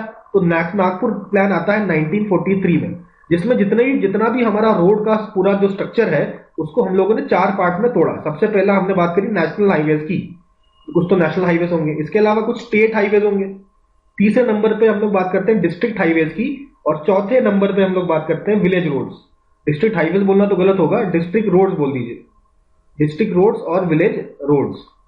तो ये हमने सारे जो रोड्स को इन 4 पार्ट में डिवाइडेड किया, किसमें? हमारे नागपुर प्लान ऑफ 1943 में। अब यहां पे आप डायग्राम देख रहे हैं, ये है आपका golden quadrilateral. Golden quadrilateral, golden quadrilateral आपका किसका विजन था? तो हमारे प्रधानमंत्री अटल बिहारी वाजपेयी जी का जो ये था ड्रीम था कि आपके ये जो 4 हमारे जो आपके मेट्रोज हैं, न्यू दिल्ली, कोलकाता, चेन्नई और मुंबई, इनको रोड से कनेक्ट करने का पूरा जो प्रोजेक्ट्स होगा, इसको ही बोलेंगे हम लोग गोल्डन क्वाड्रिलैटरल, ठीक है। तो ये 1999 में बनना चालू होता है, और ये पूरे वर्ल्ड का सबसे fifth largest network of highways है, 5th लार्जेस्ट नेटवर्क है दुनिया का। सबसे बड़ा लार्जेस्ट नेटवर्क ऑफ रोडवेज है, फिफ्थ लार्जेस्ट। और ऑब्वियसली इंडिया का लार्जेस्ट है, इंडिया का largest of India. Total length कितनी है इसकी? टोटल इसकी लेंथ करीबन है 5846 किलोमीटर के हाईवेज हैं आपके गोल्डन क्वाड्रिलैटरल में। तो ये जो गोल्डन क्वाड्रिलैटरल है इसके भी हम लोग 4 पार्ट पे तोड़ सकते हैं ना। एक है हम लोग दिल्ली और मुंबई। दिल्ली और मुंबई का जो रास्ता है वो करीबन आपका 1419 किलोमीटर का है। फिर मुंबई से चेन्नई पहुंचते हैं। मुंबई से चेन्नई का जो रास्ता है वो आपका 1290 किलोमीटर का रास्ता है। फिर आपका चेन्नई से कोलकाता आपका सबसे बड़ा लेग है आपका 1684 किलोमीटर लंबा रास्ता। और फिर जाके कोलकाता से दिल्ली की बात करें, दिल्ली से कोलकाता इज 1453 किलोमीटर का पूरा रास्ता है। ठीक है, सबसे छोटा वाला आपका लेग ये वाला है, मुंबई से चेन्नई वाला, और चेन्नई से कोलकाता वाला सबसे बड़ा वाला लेग है। सब मिला के आपका 5846 किलोमीटर आ जाता है गोल्डन क्वाड्रिलैटरल का। अब बात करते हैं हम लोग बहुत सबसे इंपॉर्टेंट आपका नॉर्थ साउथ और ईस्ट वेस्ट कॉरिडोर। ठीक है, नॉर्थ साउथ कॉरिडोर किसको किसको कनेक्ट करता है? देखिए यहां आप देख रहे हैं श्रीनगर, तो आपका श्रीनगर से नीचे आप साउथ में देखिए आपका कन्याकुमारी, श्रीनगर से आपका कन्याकुमारी। तो कन्याकुमारी कहाँ है? ऑब्वियसली तमिलनाडु में। और श्रीनगर कहाँ है? आपका जम्मू एंड कश्मीर में है। तो श्रीनगर जम्मू कश्मीर टू कन्याकुमारी ज्वाइन करता है नॉर्थ एंड साउथ कॉरिडोर। इसके अलावा यहाँ देखिए छोटा सा यहाँ पे निकला हुआ है ना, ये आपका केरला को भी कनेक्ट कर रहा है ना, ये कोचिन और सेलेम को भी कनेक्ट करता है।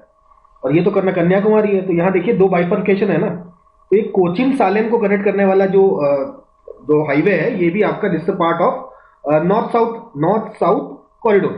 ठीक है, ईस्ट वेस्ट कॉरिडोर की बात करते हैं।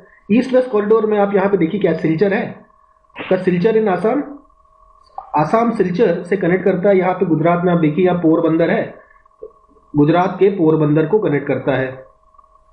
ये बात होगी हमारी नॉर्थ साउथ और ईस्ट वेस्ट कॉरिडोर की। ठीक है, तो टोटल अगर नॉर्थ साउथ कॉरिडोर का लेंथ देखें तो ये दैट इज अराउंड 4016 किलोमीटर। और ईस्ट वेस्ट सिलचर से पोरबंदर तक का जो डिस्टेंस है पूरा कितना कवर करना है? 3640 किलोमीटर का कवर कर रहा है। ठीक है, तो आपका नेशनल हाईवे की बात कर रहे हैं हम लोग, ये खत्म हो गया। ठीक है, नेशनल हाईवे की बात करें तो ये किसके अंडर होता है? तो ये देखिए पब्लिक वर्क्स डिपार्टमेंट, और जिस स्टेट में भी नेशनल हाईवे होगा तो वही वहां का पब्लिक वर्क्स डिपार्टमेंट और national highway authority of India NHAI, इसके अंडर होता है सारे हमारे नेशनल हाईवे। अब बात करते हैं हम एक्सप्रेसवे की। एक्सप्रेसवे क्या होता है? हाई स्पीड हाईवे होते हैं जिसमें मतलब 2 से ज्यादा लेन होते हैं। मतलब expressway are usually wide divided highways with 2 और more lanes in each direction. मतलब कम से कम 2 लेन हर डायरेक्शन में होंगे ही। तो ये 2 लेन इधर जाने के लिए और आपके 2 लेन आपके इधर आने के लिए, इतना तो मिनिमम होगा, इससे ज्यादा भी हो सकता है। ठीक है, तो टोटल आपके 48 एक्सप्रेसवे इंडिया में है और आपके 8603 किलोमीटर और बन रहे हैं एक्सप्रेसवे के। ठीक है, सबसे लंबा एक्सप्रेसवे कौन सा है? तो देखिए दिल्ली से मुंबई जो एक्सप्रेसवे है वो आपका 1386 किलोमीटर लंबा है। तो सबसे बड़ा एक्सप्रेसवे इज दिल्ली से मुंबई वाला एक्सप्रेसवे। ठीक है, आई होप क्लियर हो गया कि एक्सप्रेसवे होता क्या है और सबसे बड़ा एक्सप्रेसवे कौन सा है। अच्छा 6 लेन, ये तो 4 लेन हो गया ना, 6 लेन भी है क्या? तो 6 लेन, फर्स्ट 6 लेन एक्सप्रेसवे कहां पे था? देखिए मुंबई पुणे एक्सप्रेसवे, याद रखिए मुंबई से लेके Pune, Mumbai Pune expressway is the first 6 lane expressway of India. तो इसकी टोटल लेंथ कितनी है? करीबन 93 किलोमीटर की लेंथ है। मुंबई में एक जगह है कालमबोली जगह से आपका पुणे में आपका देहो रोड नाम की जगह है, देहो रोड, कालमबोली टू देहो रोड, मुंबई पुणे एक्सप्रेसवे 6 लेन एक्सप्रेसवे 93 किलोमीटर इसकी लेंथ है। चर्चा करते हैं हम लोग इंटरनेशनल हाईवेज कौन से होते हैं। भाई इंटरनेशनल हाईवेज होते हैं रोड दैट कनेक्ट 2 और मोर कंट्रीज। मतलब इंडिया से बांग्लादेश जो रोड जा रहा है लेटेस्ट से, उस रेट को हम लोग इंटरनेशनल हाईवे बोल देंगे।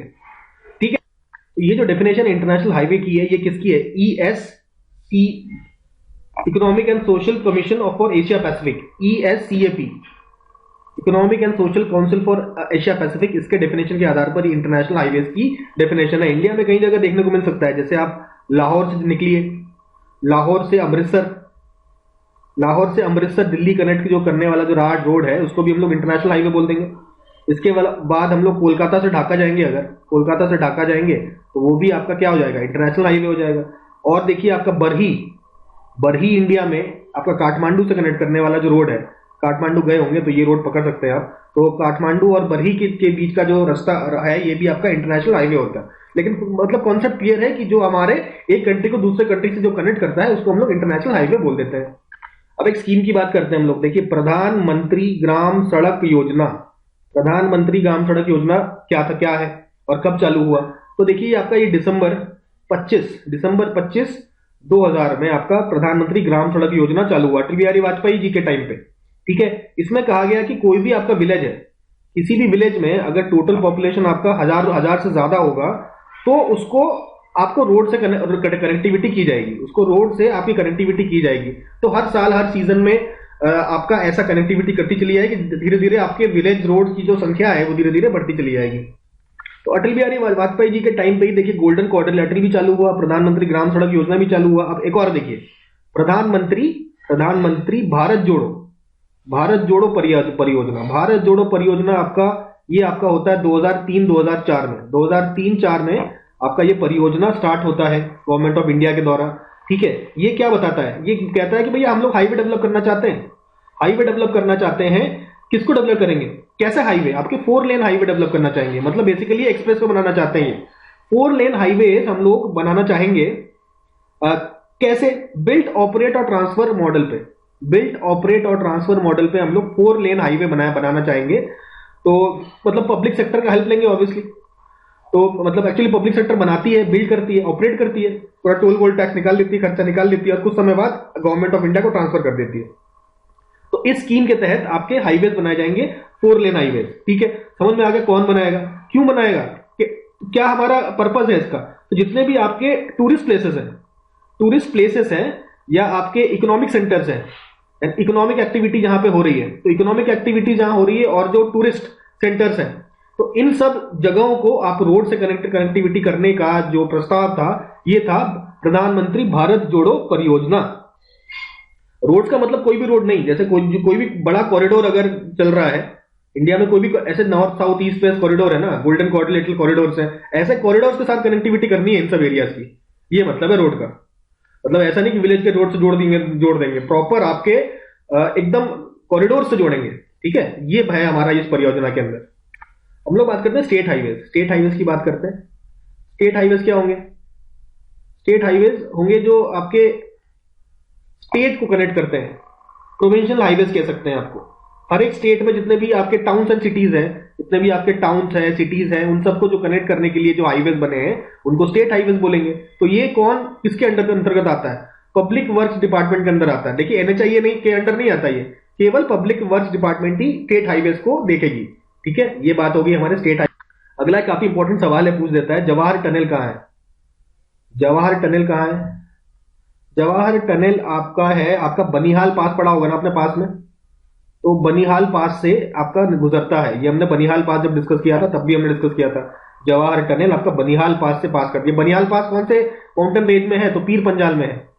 पीर पंजाल में आपको बनिहाल पास देखने को मिलेगा। ठीक है, जवाहर टनल वहां से पास कर। अब हम लोग सबसे इंपॉर्टेंट नेशनल हाईवेज की बात करते हैं। तो देखिए आपका north south east west corridor पड़ा था। अब देखिए नॉर्थ साउथ कॉरिडोर बड़ा है कि ईस्ट वेस्ट कॉरिडोर बड़ा है? नॉर्थ साउथ बड़ा है। ठीक है, ईस्ट कोस्ट की बात करते हैं पहले। तो ईस्ट से वेस्ट यानी कि सिलचर से पोरबंदर जो आपका नेशनल हाईवे जा रहा है, इस पूरे नेशनल हाईवे का नाम क्या है? तो सिलचर से जो पोरबंदर के लिए जाते हैं उसको NH27 बोलते हैं, NH27। ठीक है, ऊपर लिख देंगे अगर नहीं दिख रहा है यहाँ पे। तो नेशनल हाईवे 27। ठीक है, अब 27 को डबल करिए, 27 को डबल करने से 54 आता है, 10 कम करिए आएगा 44। तो NH44 क्या है? NH44 आपका है श्रीनगर से लेके जो आप कन्याकुमारी को जोड़ रहे हैं, ये वाला साइड वाला सेलम वाला हटा दीजिए, ये नहीं है, जो सेलम वाला रीजन हटा दीजिए। ये पूरा आपका जो कन्याकुमारी से लेके श्रीनगर वाला जो नेशनल हाईवे है दैट इज NH44। NH27 याद रहेगा।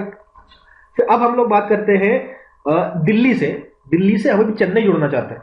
दिल्ली से अगर हम चेन्नई जोड़े ऐसे करके, तो ये आपका नेशनल हाईवे कौन सा है? तो नेशनल हाईवे 48 है, नेशनल हाईवे NH48। ठीक है, NH44 क्या है? आप श्रीनगर से लेके आप कन्याकुमारी 48, 4 जोड़ दीजिए, NH48 आ जाएगा आपका दिल्ली से चेन्नई। ठीक है, ये हो गया NH48। ठीक है, अब नेक्स्ट बात करते हैं हम लोग वेस्ट बंगाल की। तो आपका ये कोलकाता है। कोलकाता से अगर हम दिल्ली कनेक्ट करें, दिल्ली टू कोलकाता कनेक्ट करें, ठीक है, दिल्ली टू कोलकाता जो आपका नेशनल हाईवे है उसको क्या बोलते हैं हम लोग, NH19। NH19 हो गया, ठीक है।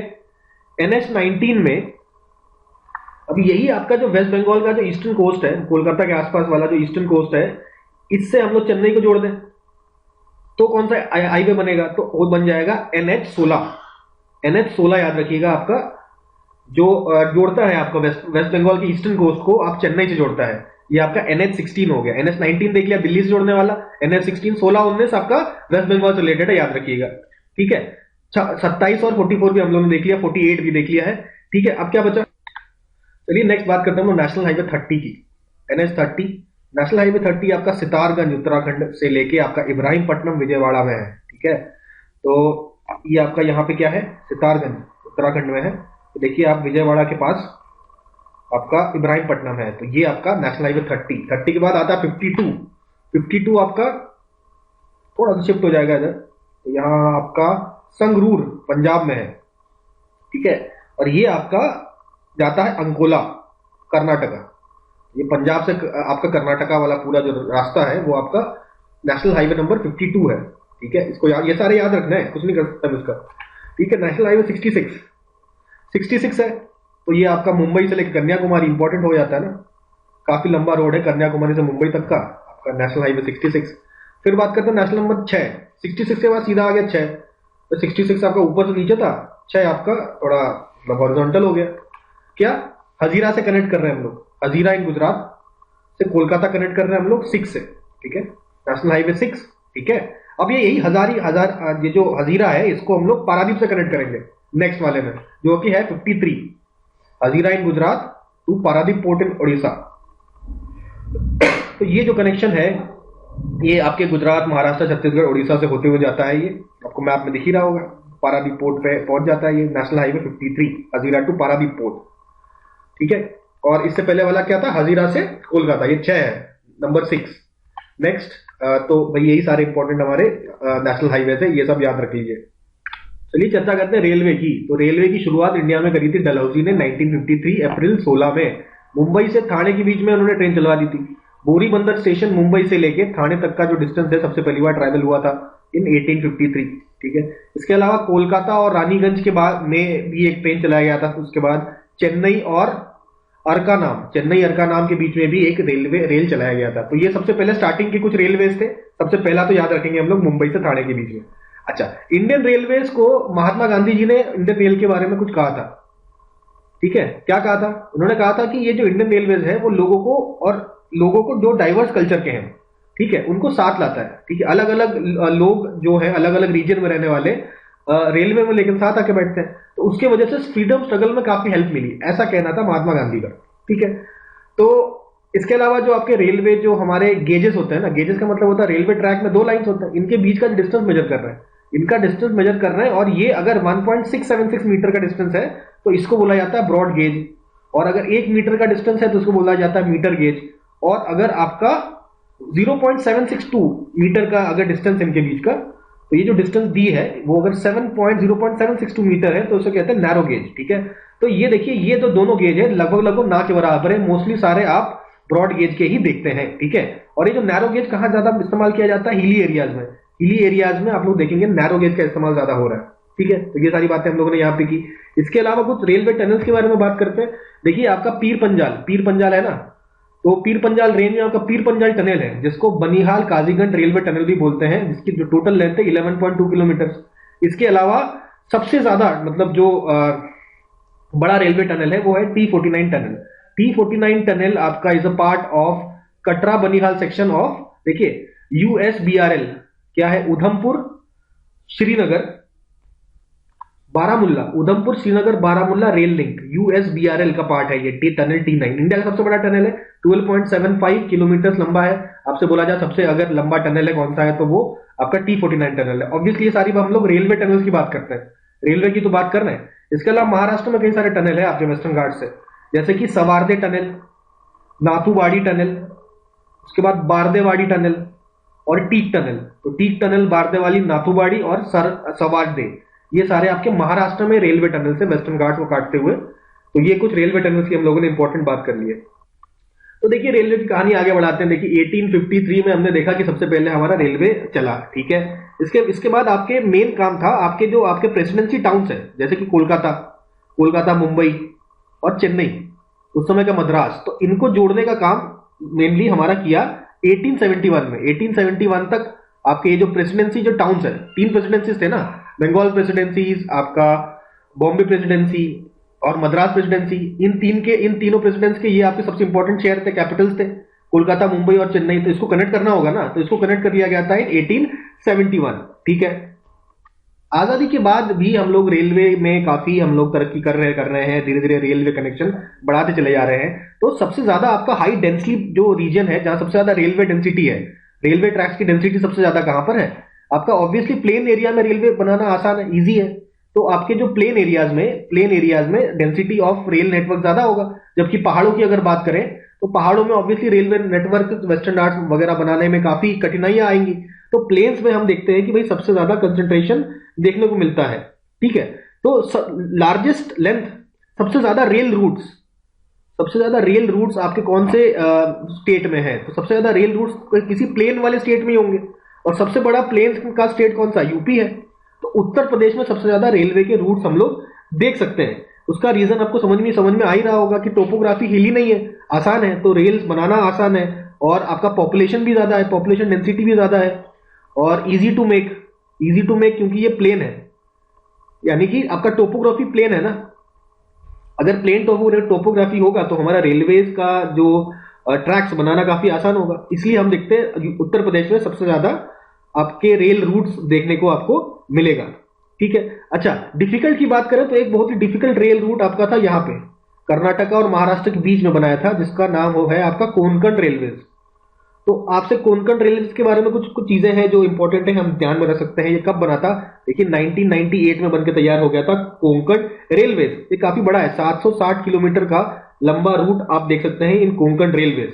कहां से कहां तक है? तो ऑब्वियसली महाराष्ट्र में एक जगह है रोहा इन महाराष्ट्र, और कर्नाटका में हम सब जानते हैं मैंगलोर है।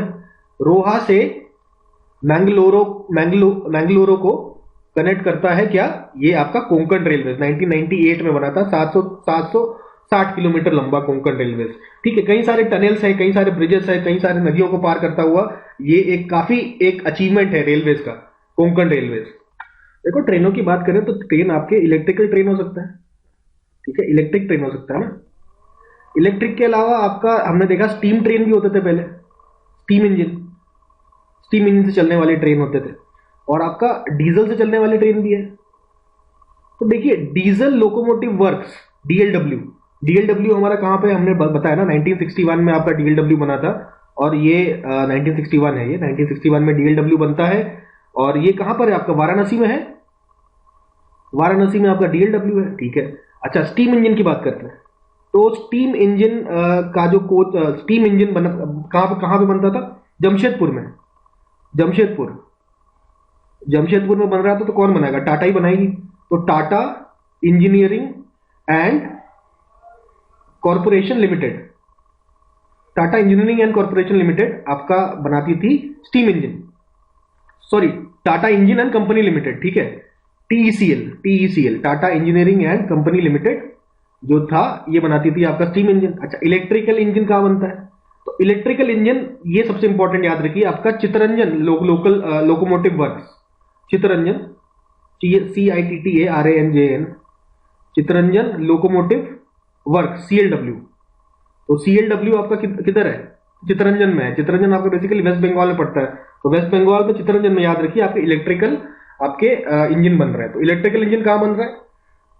चित्तरंजन। स्टीम इंजन टाटा बना रही है जमशेदपुर में, और डीजल लोकोमोटिव वर्क DLW आपका वाराणसी में मतलब बनता है, ठीक है। 1961 की बात है, ठीक है। चित्तरंजन कब बना? चित्तरंजन आपका 1947 को बना, 1947 को एस्टैब्लिश होता है आपका।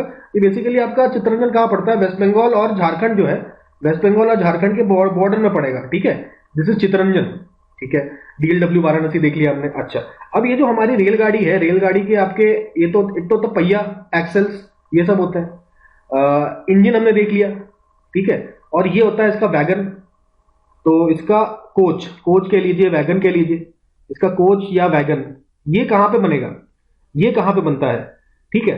तो देखिए अलग अलग फैक्ट्रीज लगाए गए हैं आपका वैगन बनाने के लिए। देखिए सबसे पहले आपका बनता है इंटीग्रल, इंटीग्रल कोच फैक्ट्री। ये सबसे पहली फैक्ट्री लगती है इंटीग्रल कोच फैक्ट्री। ये आपका 1952 में बनता है। कहां पे? पेरम्बूर चेन्नई, पेरम्बूर चेन्नई में आपका ये फैक्ट्री लगती है इंटीग्रल कोच फैक्ट्री। ठीक है, ये तो पहला हो गया।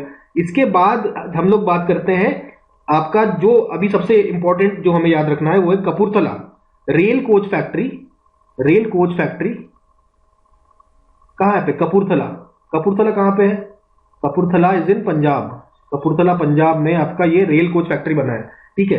अच्छा, रिसेंटली आपका तीसरा रेल कोच फैक्ट्री भी बना है। कहां पे? रायबरेली में। थर्ड आपका कहां पे है? रायबरेली।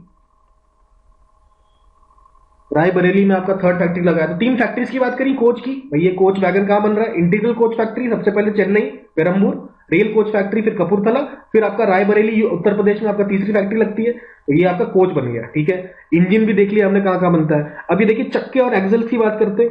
ये जो आपका व्हील्स एंड एक्सेल, आपके जो व्हील्स हैं एंड एक्सेल्स है, ये आपका कहां बनता है? ये आपका बैंगलोर में बनता है। बेंगलुरु, बेंगलुरु में आपका क्या बन रहा है? Wheels and एक्सेल्स।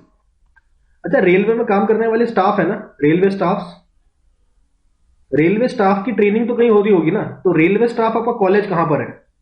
Railway staff college आपका है बड़ौदा या वडोदरा। ठीक है, वडोदरा, वडोदरा में है आपका। ठीक है, रेलवे स्टाफ कॉलेज याद रहेगा, गुजरात में है आपका वडोदरा। यहां पे आपका रेलवे स्टाफ कॉलेज है। ठीक है। अच्छा, इंजन की बात करी। अच्छा, सबसे ओल्डेस्ट इंजन कहां पर है? Oldest engine, oldest railway engine कौन सी ट्रेन यूज कर रही है? तो देखिए एक ट्रेन का नाम है फेरी क्वीन। फेरी क्वीन एक ट्रेन है। इस ट्रेन में आपका इंडिया का सबसे ओल्डेस्ट जो इंजन है वो यूज हो रहा है, फेरी क्वीन। तो ये इंजन आपका एक्चुअली बना कब था? 1855 में। 1855 में आपका फेरी क्वीन का जो इंजन है, सबसे पुराना इंजन, वो आपका बना था और 1808 तक तो काम करता था। सॉरी, 1908 तक आपका काम करता था। उसके बाद इंडियन रेलवेज ने दोबारा इसका काम लेना चालू कर दिया इन 1977। ठीक है। फेरी क्वीन ये चलती कहां है? फेरी क्वीन ये आपका दिल्ली से अलवर के बीच में आपका ये चलती है फेरी क्वीन। ये आपका दिल्ली रेवाड़ी रूट में है। दिल्ली रेवाड़ी, दिल्ली रेवाड़ी रूट का नाम है ना। इस रूट पे दिल्ली से अलवर के बीच में आपकी फेरी क्वीन चलती है। ये एक प्रकार हेरिटेज ट्रेन है। कहीं मतलब जल्दबाजी में पहुंचना हो तो ये मत लीजिएगा। हेरिटेज में मतलब रिलैक्स करना हो आपको, एकदम मतलब मजा लेना है तो आप जाइए। ठीक है। तो ये हेरिटेज ट्रेन है आपका फेरी क्वीन। और बात करते हैं हम लोग। अच्छा अच्छा, रेल की ये तो बात कर ली हमने। रेल का डब्बा, रेल के डब्बे में ऐसे स्लीपर लगे होते हैं ना, जहां पे आप ऐसे ऊपर सोते हो। ठीक है, ऐसे जहां पे बैठते हो, तो वो किसके बने होते हैं? लकड़ी के बने होते हैं, आपके वुड के बने होते हैं।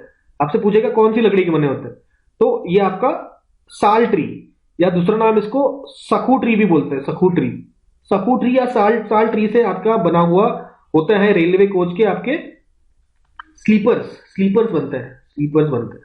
ठीक है। तो ये साल ट्री का इस्तेमाल स्लीपर्स बनाने के लिए किया जाता है। कई जगह आपका ये साल का इस्तेमाल आपका शिप्स बनाने के लिए भी करते हैं। जैसे मलेशिया में आपका शिप बनाने के लिए भी यूज होता है। लेकिन इंडिया में साल ट्री का यूज हम लोग स्लीपर बनाने के काम मतलब यूज करते हैं, स्लीपर बनाने के लिए यूज करते हैं। अच्छा, अभी रिसेंटली ऐसा हो रहा है कि भाई ग्रीन एनर्जी के बारे में ज्यादा बात हो रही है। तो सीएनजी का इस्तेमाल, सीएनजी एक प्रकार का फ्यूल है, मतलब कंप्रेस्ड नेचुरल गैस है ना, इससे ज्यादा पोल्यूशन नहीं होता। तो सीएनजी से चलने वाला ट्रेन आपका चालू किया गया था जनवरी 2015 को। जनवरी 2015 को चालू किया गया था। ठीक है। सीएनजी ट्रेन कहां से? आपका रेवाड़ी से रोहतक, रेवाड़ी से रोहतक, रेवाड़ी से रोहतक तक हम लोग सीएनजी ट्रेन हम लोग चला दिए 2015 में, सबसे पहला सीएनजी ट्रेन। देखिए वाटर ट्रांसपोर्ट की चर्चा कर लेते हैं। देखिए वाटर ट्रांसपोर्ट आपका वैसे तो काफी चीप है ना। अगर आपको काफी ज्यादा हेवी, मतलब भारी भारी और बल्की टाइप का जो आपका लगेज है, उसको अगर आपको कैरी करना है, तो आपका चीप तरीका, सबसे चीप तरीका वाटर ट्रांसपोर्ट करना। तो वाटर ट्रांसपोर्ट दो प्रकार के हो सकते हैं भाई। या तो आपका इनलैंड है। इनलैंड का क्या मतलब? आपका रिवर्स में हम लोग कर रहे हैं। ठीक है, रिवर्स में ट्रांसपोर्टेशन कर रहे हैं। और इसके अलावा दूसरा क्या तरीका हो सकता है? आपका ओशन का इस्तेमाल करके, ओशनिक वाटरवेज। तो या तो नदियों का इस्तेमाल करके कर सकते हैं, या तो हम लोग ओशन का इस्तेमाल करके कर सकते हैं। ठीक है, ओशनिक या रिवर, ये हमने देख लिया। अच्छा अच्छा, ये आपके ओशनिक में हम जानते हैं ना, कई सारे पोर्ट्स वगैरह हैं। आपके 13 आपके मेजर पोर्ट्स हैं, तो एक पोर्ट से दूसरे पोर्ट तक आप ऐसे ट्रांसफर कर सकते हैं ओशन का इस्तेमाल करके, या तो नदियों का इस्तेमाल करके कर सकते हैं। पेनिनसुलर नदियों में करना थोड़ा डिफिकल्ट होता है, थोड़ा रॉकी ज्यादा होता है, लेकिन नॉर्थ के जो रिवर्स हैं, आपका गंगा हो, ब्रह्मपुत्र हो, यमुना हो, इन सब का इस्तेमाल हम लोग किया करा जा सकता है वो नेविगेशन के लिए, और करते भी हैं हम लोग। देखिए हम लोग बात करते हैं नेशनल हाईवेज, नेशनल हाईवेज की बात करी ना, नेशनल वाटरवेज की बात करते हैं। तो नेशनल वाटरवे नंबर 1 देखिए क्या है, ये आपका इलाहाबाद है, और यहाँ पे आपका हल्दिया है। हल्दिया से लेके इलाहाबाद तक का पूरा डिस्टेंस है। हल्दिया आपका वेस्ट बंगाल में, इससे आप इलाहाबाद की तरफ मूव करेंगे तो ये आपका नेशनल हाईवे नंबर 1 हो जाएगा। ठीक है, तो करीबन अबाउट 1620 किलोमीटर लंबा है। तो लेकिन इसको 3 पार्ट में हम लोग तोड़ सकते हैं ना। हम लोग कह सकते हैं कि भाई देखिए हल्दिया से लेके फरक्का तक, हल्दिया से लेके फरक्का तक हम लोग बात करते हैं, हल्दिया से फरक्का। ठीक है, फरक्का बैराज हमें पता है ना। उसके बाद फरक्का से पटना, फरक्का से पटना एक डिस्टेंस है, इसका सेकंड पार्ट। उसके बाद फिर आपका लास्ट में पटना से लेके आपका इलाहाबाद यानी कि प्रयागराज। तो ये आपका पूरा हो गया नेशनल हाईवे नंबर 1। ठीक है, अच्छा फिर हम लोग बात करते हैं ब्रह्मपुत्र में चले आते हैं। ब्रह्मपुत्र में आपका यहाँ पे सादिया है, जहां से ब्रह्मपुत्र आपका आसाम में एंटर कर रही है टू डिब्रूगढ़। डिब्रूगढ़ से लेके सादिया तक हमारा नेशनल हाईवे नंबर 2 है। क्या देखा हमने, डिब्रूगढ़, डिब्रूगढ़ से सादिया, सादिया ये वाला ये रीजन ये सादिया है, ये आपका डिब्रूगढ़ है। तो डिब्रूगढ़ से सादिया आपका सीधा आपका नेशनल हाईवे नंबर 2 आता है। ये करीबन 891 किलोमीटर लंबा है। तो सबसे लंबा तो आपका यही है नेशनल हाईवे नंबर 1 2 हो गया। उसके बाद सबसे छोटे पे आ जाते हैं, सबसे छोटा नेशनल हाईवे। सबसे छोटा जो नेशनल हाईवे है वो आपका यहाँ केरला में दिख रहा है ना आपको।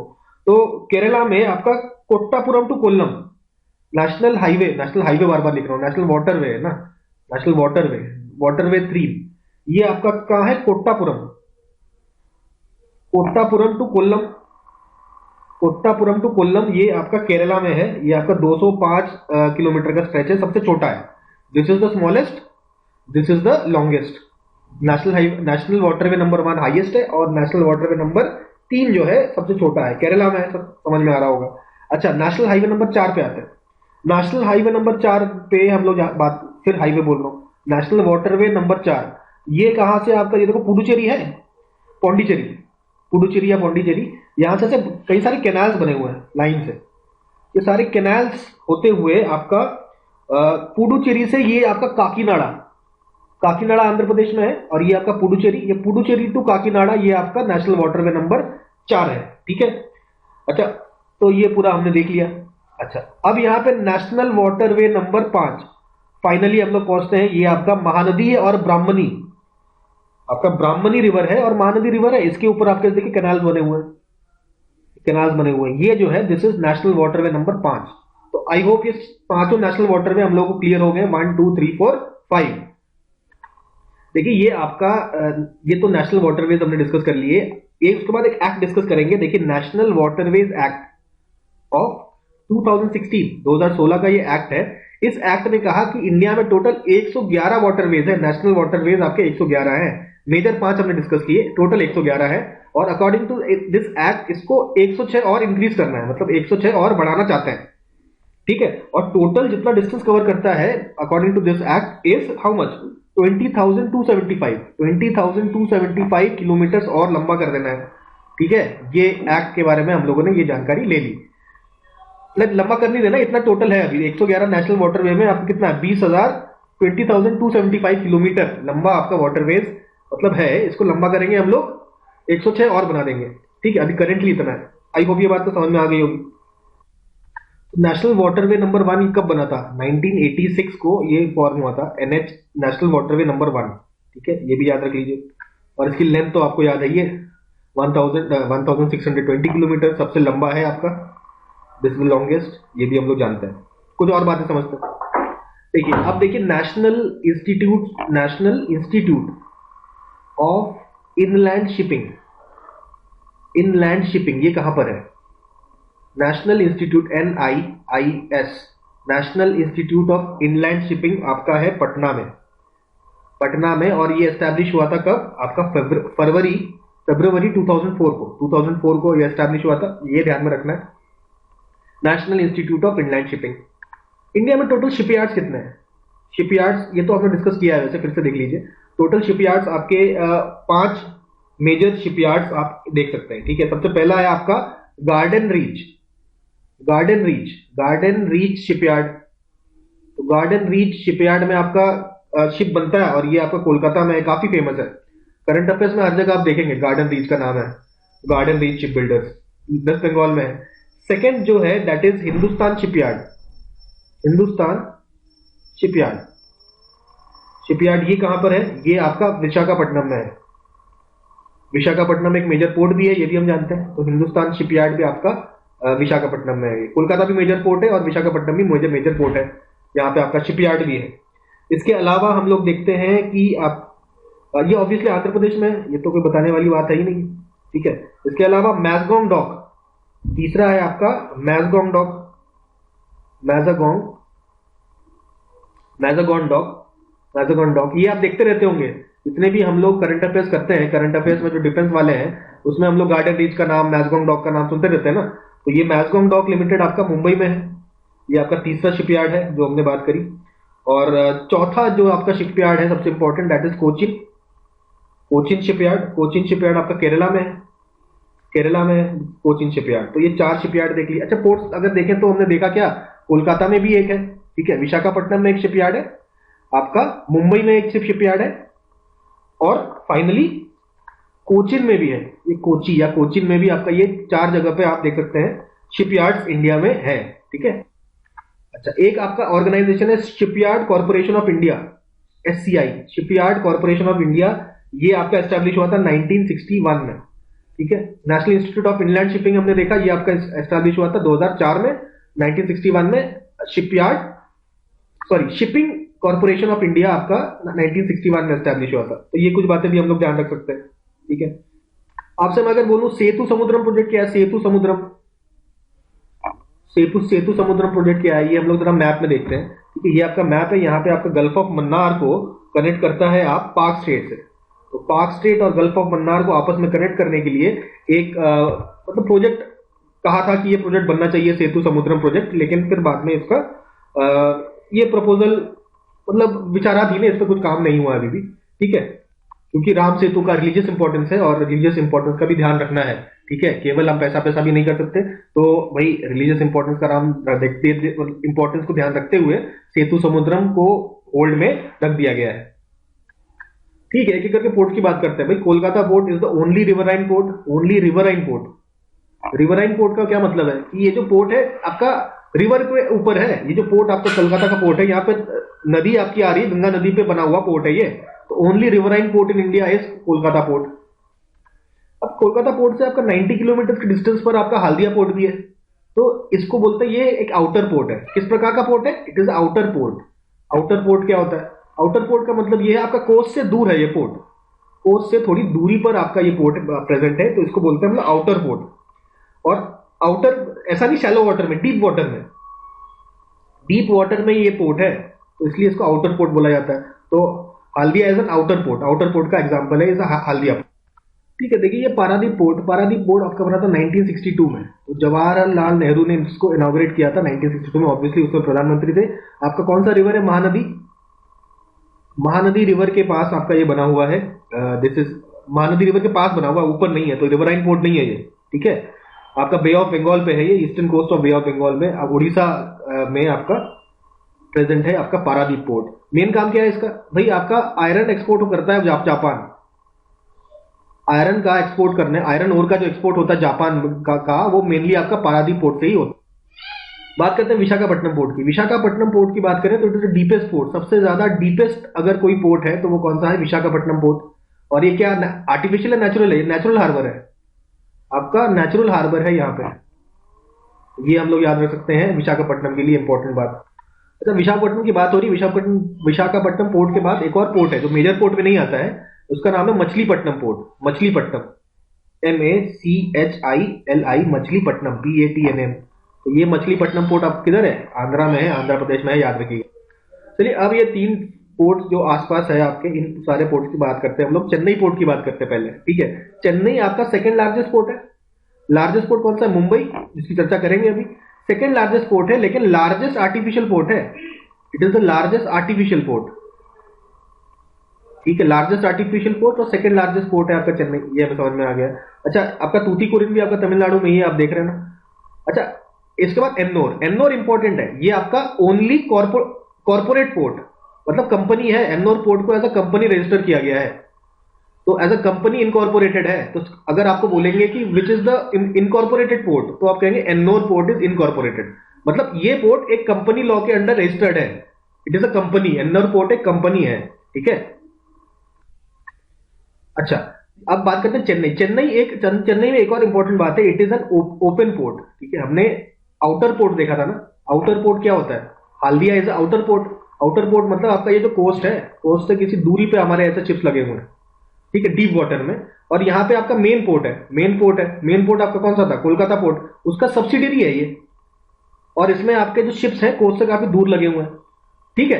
अच्छा, अब ये जो चेन्नई पोर्ट है ये सब्सिडरी पोर्ट नहीं है, ये मेन पोर्ट है, लेकिन यहाँ आपका कोस्ट लाइन से आपके दूरी में आपका शिप्स लगे होते हैं, कोस्ट लाइन पे नहीं होते, कोस्ट लाइन थोड़ा सा दूरी में होते हैं, तो यहाँ पे शिप को एंकर करके आप बोट के थ्रू पोर्ट पर पहुंचते हो, ठीक है। तो ऐसा सिस्टम जो यहाँ बना होता है, और जो सब्सिडरी ना हो, ठीक है, उसको हम लोग कह देते हैं ओपन पोर्ट। तो चेन्नई एक ओपन पोर्ट है, ये भी हमें ध्यान रखना है।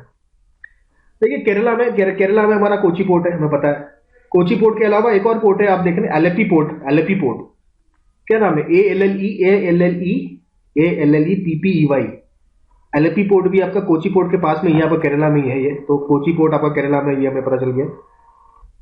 तो उसके बाद न्यू मैंगलोर पोर्ट आता है। न्यू मैंगलोर पोर्ट आपका 9th मेजर पोर्ट है, मेजर पोर्ट में 9th नंबर पे आता है। ये 1974 में, मई 1974 में डिक्लेयर कर दिया गया कि भाई ये पोर्ट है। 1975 में इसका इनॉग्रेशन होता है ऑफ न्यू मैंगलोर पोर्ट, ठीक है, 9th port of India, now that is new Mangalore port. Next हम लोग बात करते हैं मार्मागांव पोर्ट की। मार्मागांव पोर्ट आपका गोवा में है, और यहाँ पे आपका रिवर जुआरी रिवर, ZUARY, जुआरी रिवर फॉल करता है जहां पे, वहीं पे आपका मार्मागांव पोर्ट है गोवा में, ठीक है। इसका मेन काम क्या है, देखिए आयरन एक्सपोर्ट, ठीक है, आयरन एक्सपोर्ट के बारे में हमने पारादीप में पढ़ा था ना, जापान को एक्सपोर्ट होता है, लेकिन सबसे ज्यादा आयरन एक्सपोर्ट कहां से होता है, तो it is from Marmagao port. Maximum करीबन 40% ऑफ आयरन ओर का जो एक्सपोर्ट होता है वो आपका मार्मागांव पोर्ट से ही होता है। ये एक इंपॉर्टेंट बात है, आपको हमको समझ में आती है। फिर नेक्स्ट हम लोग बात करते हैं जवाहरलाल नेहरू पोर्ट का। जवाहरलाल नेहरू पोर्ट का दूसरा नाम भी है आपका नहवा सहवा पोर्ट, तो नहवा NHAVA नहवा सहवा पोर्ट भी बोला जाता है जवाहरलाल नेहरू पोर्ट को। ये आपका 1980s में बनके तैयार हुआ था, मतलब ऑपरेशनल हुआ था 1989 में, ये ऑपरेशनल हुआ 1989 में, आपका जवाहरलाल नेहरू पोर्ट आपका ऑपरेशनल हुआ, ठीक है। अच्छा, ये बनाया क्यों गया था, क्योंकि भाई मुंबई का जो प्रेशर रिलीज करने के लिए, मुंबई का आपका जो प्रेशर है, मुंबई पोर्ट में बहुत सारे शिप्स आने लग गए थे, तो उसका प्रेशर थोड़ा सा कम करने के लिए बगल में ही आपका जवाहरलाल नेहरू पोर्ट बना दिया गया। देख रहे हैं ना, मुंबई के पास में ही है, तो कुछ शिप्स आपका जवाहरलाल नेहरू पोर्ट में ठहरने लगे, तो थोड़ा मुंबई का थोड़ा रिलैक्सेशन हुआ। अच्छा, मुंबई की बात करें तो ऑब्वियसली सबसे लार्जेस्ट पोर्ट है, लार्जेस्ट जो पोर्ट है इंडिया का, वो आपका मुंबई पोर्ट है, ये भी हमें मालूम है। अच्छा, जवाहरलाल नेहरू जो पोर्ट है, ये आपका कंटेनर हैंडल करता है, कंटेनर हैंडलिंग पोर्ट है, कंटेनर हैंडलिंग पोर्ट। बड़े बड़े कंटेनर्स होते हैं ना शिप के थ्रू जो आते हैं, तो उसका हैंडलिंग, ऐसे बड़े बड़े कंटेनर्स होते हैं, उसको हैंडल करने का काम होता है container handling port. Jawaharlal Nehru port is a container handling port. अच्छा, फिर आते हैं हम लोग मुंबई पोर्ट पे आ ही गए थे, ठीक है। सबसे बड़ा लार्जेस्ट पोर्ट तो है ही है, बहुत मतलब लगभग सारी चीजें इंपोर्ट एक्सपोर्ट होती है यहाँ से, ठीक है। अच्छा, इसमें मतलब मुंबई पोर्ट से इधर उधर ट्रैवल करने के लिए आपका बोट में फेरी सिस्टम है, कई सारे फेरी सिस्टम है, इनके नाम है, जैसे प्रिंस नाम का फेरी सिस्टम। फेरी सिस्टम क्या होता है, बोट से लाने ले जाने का काम जो करता है, तो प्रिंस फेरी सिस्टम आपका, विक्टोरिया फेरी सिस्टम है, और फाइनली आपका देखिए इंदिरा घाट है, इंदिरा घाट फेरी सिस्टम, ठीक है। ये 3 फेरी सिस्टम आपका मुंबई पोर्ट में आप देख सकते हैं। फाइनली हम लोग बात करते हैं कांदला पोर्ट की, यहां पे बात कर लेते हैं। देखिए कांदला पोर्ट एक और है आपका डायमंड हार्बर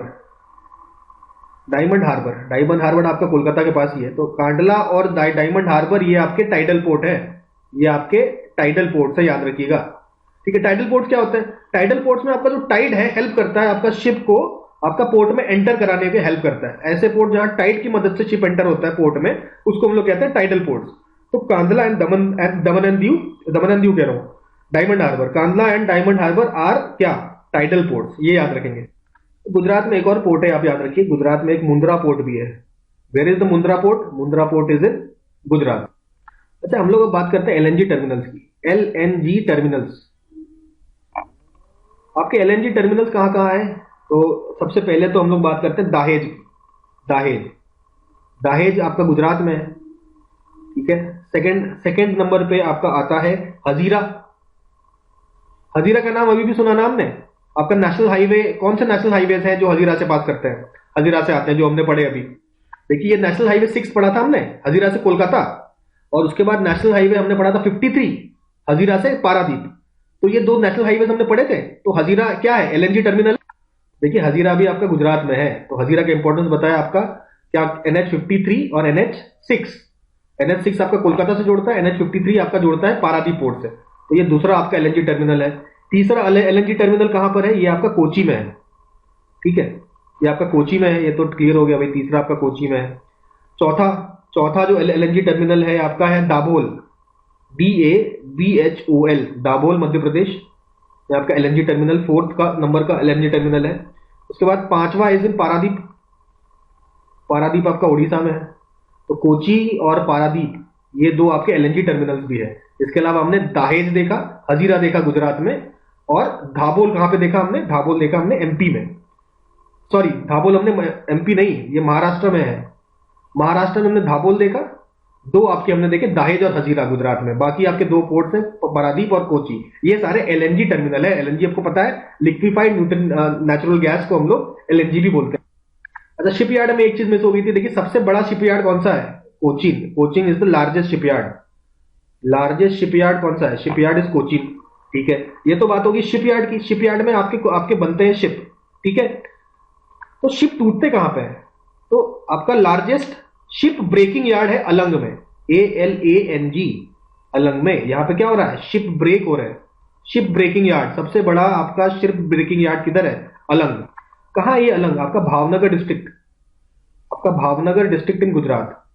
गुजरात के भावनगर में आपका अलंग स्थित है। और भी कुछ पोर्ट है, जैसे कि आपका दमन पोर्ट। दमन पोर्ट भी आपका यहाँ पे वेस्ट कोस्ट में आप देखेंगे, दमन। उसके बाद जंजीरा, जंजीरा पोर्ट, ZIRA, जंजीरा, JANZIRA, ZIRA, JANJIRA, जंजीरा पोर्ट, आपका दमन पोर्ट। तो ये सारे पोर्ट भी आपके वेस्टर्न कोस्ट में है। और रत्नागिरी भी एक पोर्ट है। चलिए बात करते हैं, हम लोग एयर ट्रांसपोर्ट की बात करते हैं। फाइनली ट्रांसपोर्ट का लास्ट टॉपिक, और इंडियन ज्योग्राफी का भी ये लास्ट टॉपिक है। इसके बाद इंडियन ज्योग्राफी खत्म, ठीक है। देखिए, इसमें हम लोग सबसे पहले बात करते हैं bureau of civil aviation and security. ये आपका देखता है कि भाई सिविल एविएशन आपका जो मतलब प्लेन्स है, ये सिक्योरिटी देखने का काम करता है आपका, ठीक है। Bureau of civil aviation and security, ठीक है। ये आपका जनवरी 1978 में बनकर तैयार होता है। अच्छा, director general of civil aviation, DGCA, इसके अंडर होता है। ये DGCA के अंडर होता है आपका BCAS, ठीक है। In 19 it became independent department under ministry of civil aviation. Ministry of civil aviation का डिपार्टमेंट बनता है ये आपका BCAS, ठीक है। अच्छा, उसके बाद आप देखेंगे इंदिरा गांधी राष्ट्रीय उड़ान अकादमी, ठीक है। तो ये IGRUA, इसमें आपका पायलट की ट्रेनिंग होती है। कहां पर है? फुर्सतगंज एयरफील्ड आपका बरेली में है, उत्तर प्रदेश में। याद रखिए, IGRUA आपका फुर्सतगंज रायबरेली में है, ठीक है। अच्छा, इट वॉज एस्टैब्लिश इन 1985। ये आपका 1985 में एस्टैब्लिश हो जाता है, और it is became under ministry of civil aviation के अंडर में आता है ये, ठीक है। तो जो उड़ान चालू हुई है, मतलब प्लेन से ट्रांसपोर्ट हमारा एक्चुअली 1911 में स्टार्ट होता है एयर ट्रांसपोर्ट। पहली बार आपका पहला फ्लाइट आपका इलाहाबाद से, उस समय तो इलाहाबाद था, इलाहाबाद से नैनी की तरफ आता है, इलाहाबाद से नैनी, ठीक है। छोटा सा फ्लाइट डिविएशन होता है 1911 में पहली बार। उसके बाद 1947 आजादी के बाद आपके 4 बड़े कंपनीज आपका इंडिया में देखने को मिला। कौन सा? एक है आपका Indian national Airways, Indian national Airways, ठीक है। उसके बाद सेकंड जो कंपनी था वो है Tata sons limited, Tata sons limited, ठीक है। तीसरी जो कंपनी थी वो थी air services of India, air services of India, ठीक है। तो Indian national airways INA, Tata sons limited, Tata sons तो याद रहेगा, और ASI, AS का क्या? Air services of India. इसके अलावा चौथा था डेक्कन एयरवेज, डेक्कन एयरवेज। तो देखिए, air services of India, Deccan airways, Tata sons और इंडियन नेशनल एयरवेज। तो ये चार आपकी कंपनीज होती थी। उसके बाद 1951 आपकी और चार कंपनीज आ गई। और और चार कौन सी थी? भारत एयरवेज, ठीक है, भारत एयरवेज। इसके अलावा आपका Himalayan aviation, Himalayan aviation, Himalayan aviation limited, ठीक है, हिमालयन एविएशन लिमिटेड। और तीसरे नंबर पे था आपका एयरवेज इंडिया, एयरवेज इंडिया। और चौथे नंबर पे था आपका कलिंगा एयरलाइंस, कलिंगा एयरलाइंस। तो ये आठ हो गई टोटल कंपनी। चार पहले थी, चार बाद में होगी, टोटल आठ होगी। उसके बाद ये सारी कहानी आपकी 1953 में बंद कर दी गई और सारे जितने भी आपके एरोप्लेन है ये आपके गवर्नमेंट कंट्रोल में आ गया, नेशनलाइज कर दिया गया, नेशनलाइज, नेशनलाइज कर दिया गया सारे एयरलाइन। और इंटरनेशनल फ्लाइट के लिए आपका एयर इंडिया बन गया और डोमेस्टिक फ्लाइट फ्लाइट के लिए आपका एयर इंडियन एयरलाइंस, ठीक है, इंडियन एयरलाइंस। आज भी ऐसा ही सिस्टम है, देखिए, एयर इंडिया, इंडियन एयरलाइंस। अच्छा, इंडियन एयरलाइंस को पहले आपका इंडियन नाम था, केवल इंडियन था, एयर इंडिया और इंडियन, बाद में इंडियन एयरलाइंस कर दिया गया। तो ये आपका नेशनलाइज करने के बाद ऐसा सिचुएशन हुआ। तो यहीं पर हम समाप्त करते हैं हमारा ये ट्रांसपोर्टेशन वाला, एयर ट्रांसपोर्ट। इतना ही ध्यान रखिए, इतना मतलब सफिशिएंट है। और इंडियन ज्योग्राफी का समापन हम लोग यहाँ पे कर देते हैं, ठीक है। अच्छा, लाइक वगैरह कर दीजिए, सब्सक्राइब वगैरह कर दीजिए अगर आपको अच्छा लगे। ये तो कहने वाली बात ही नहीं है, कह देता हूँ मैं पहली बार, ठीक है। बढ़िया आपको अगर लगे सारा जितना भी हम लोग कर रहे हैं, क्योंकि कंटेंट में कोई कमी नहीं, प्रेजेंटेशन में भली थोड़ी कमी हो सकती है, धीरे धीरे बेटर कर रहे हैं, लेकिन कंटेंट एकदम प्रॉपर कंटेंट है, ठीक है। इसको बढ़िया से आप पढ़ के एग्जाम क्रैक करने लायक आपका हो सकता है, ठीक है। आप टीचर्स की पुरानी ईयर देखेंगे तो आपको मिलेंगे कई सारे क्वेश्चन इससे, ठीक है। तो बढ़िया लगे तो लाइक सब्सक्राइब कर दीजिए, ठीक है। थैंक यू वेरी मच, मिलते हैं हम लोग नेक्स्ट लेक्चर।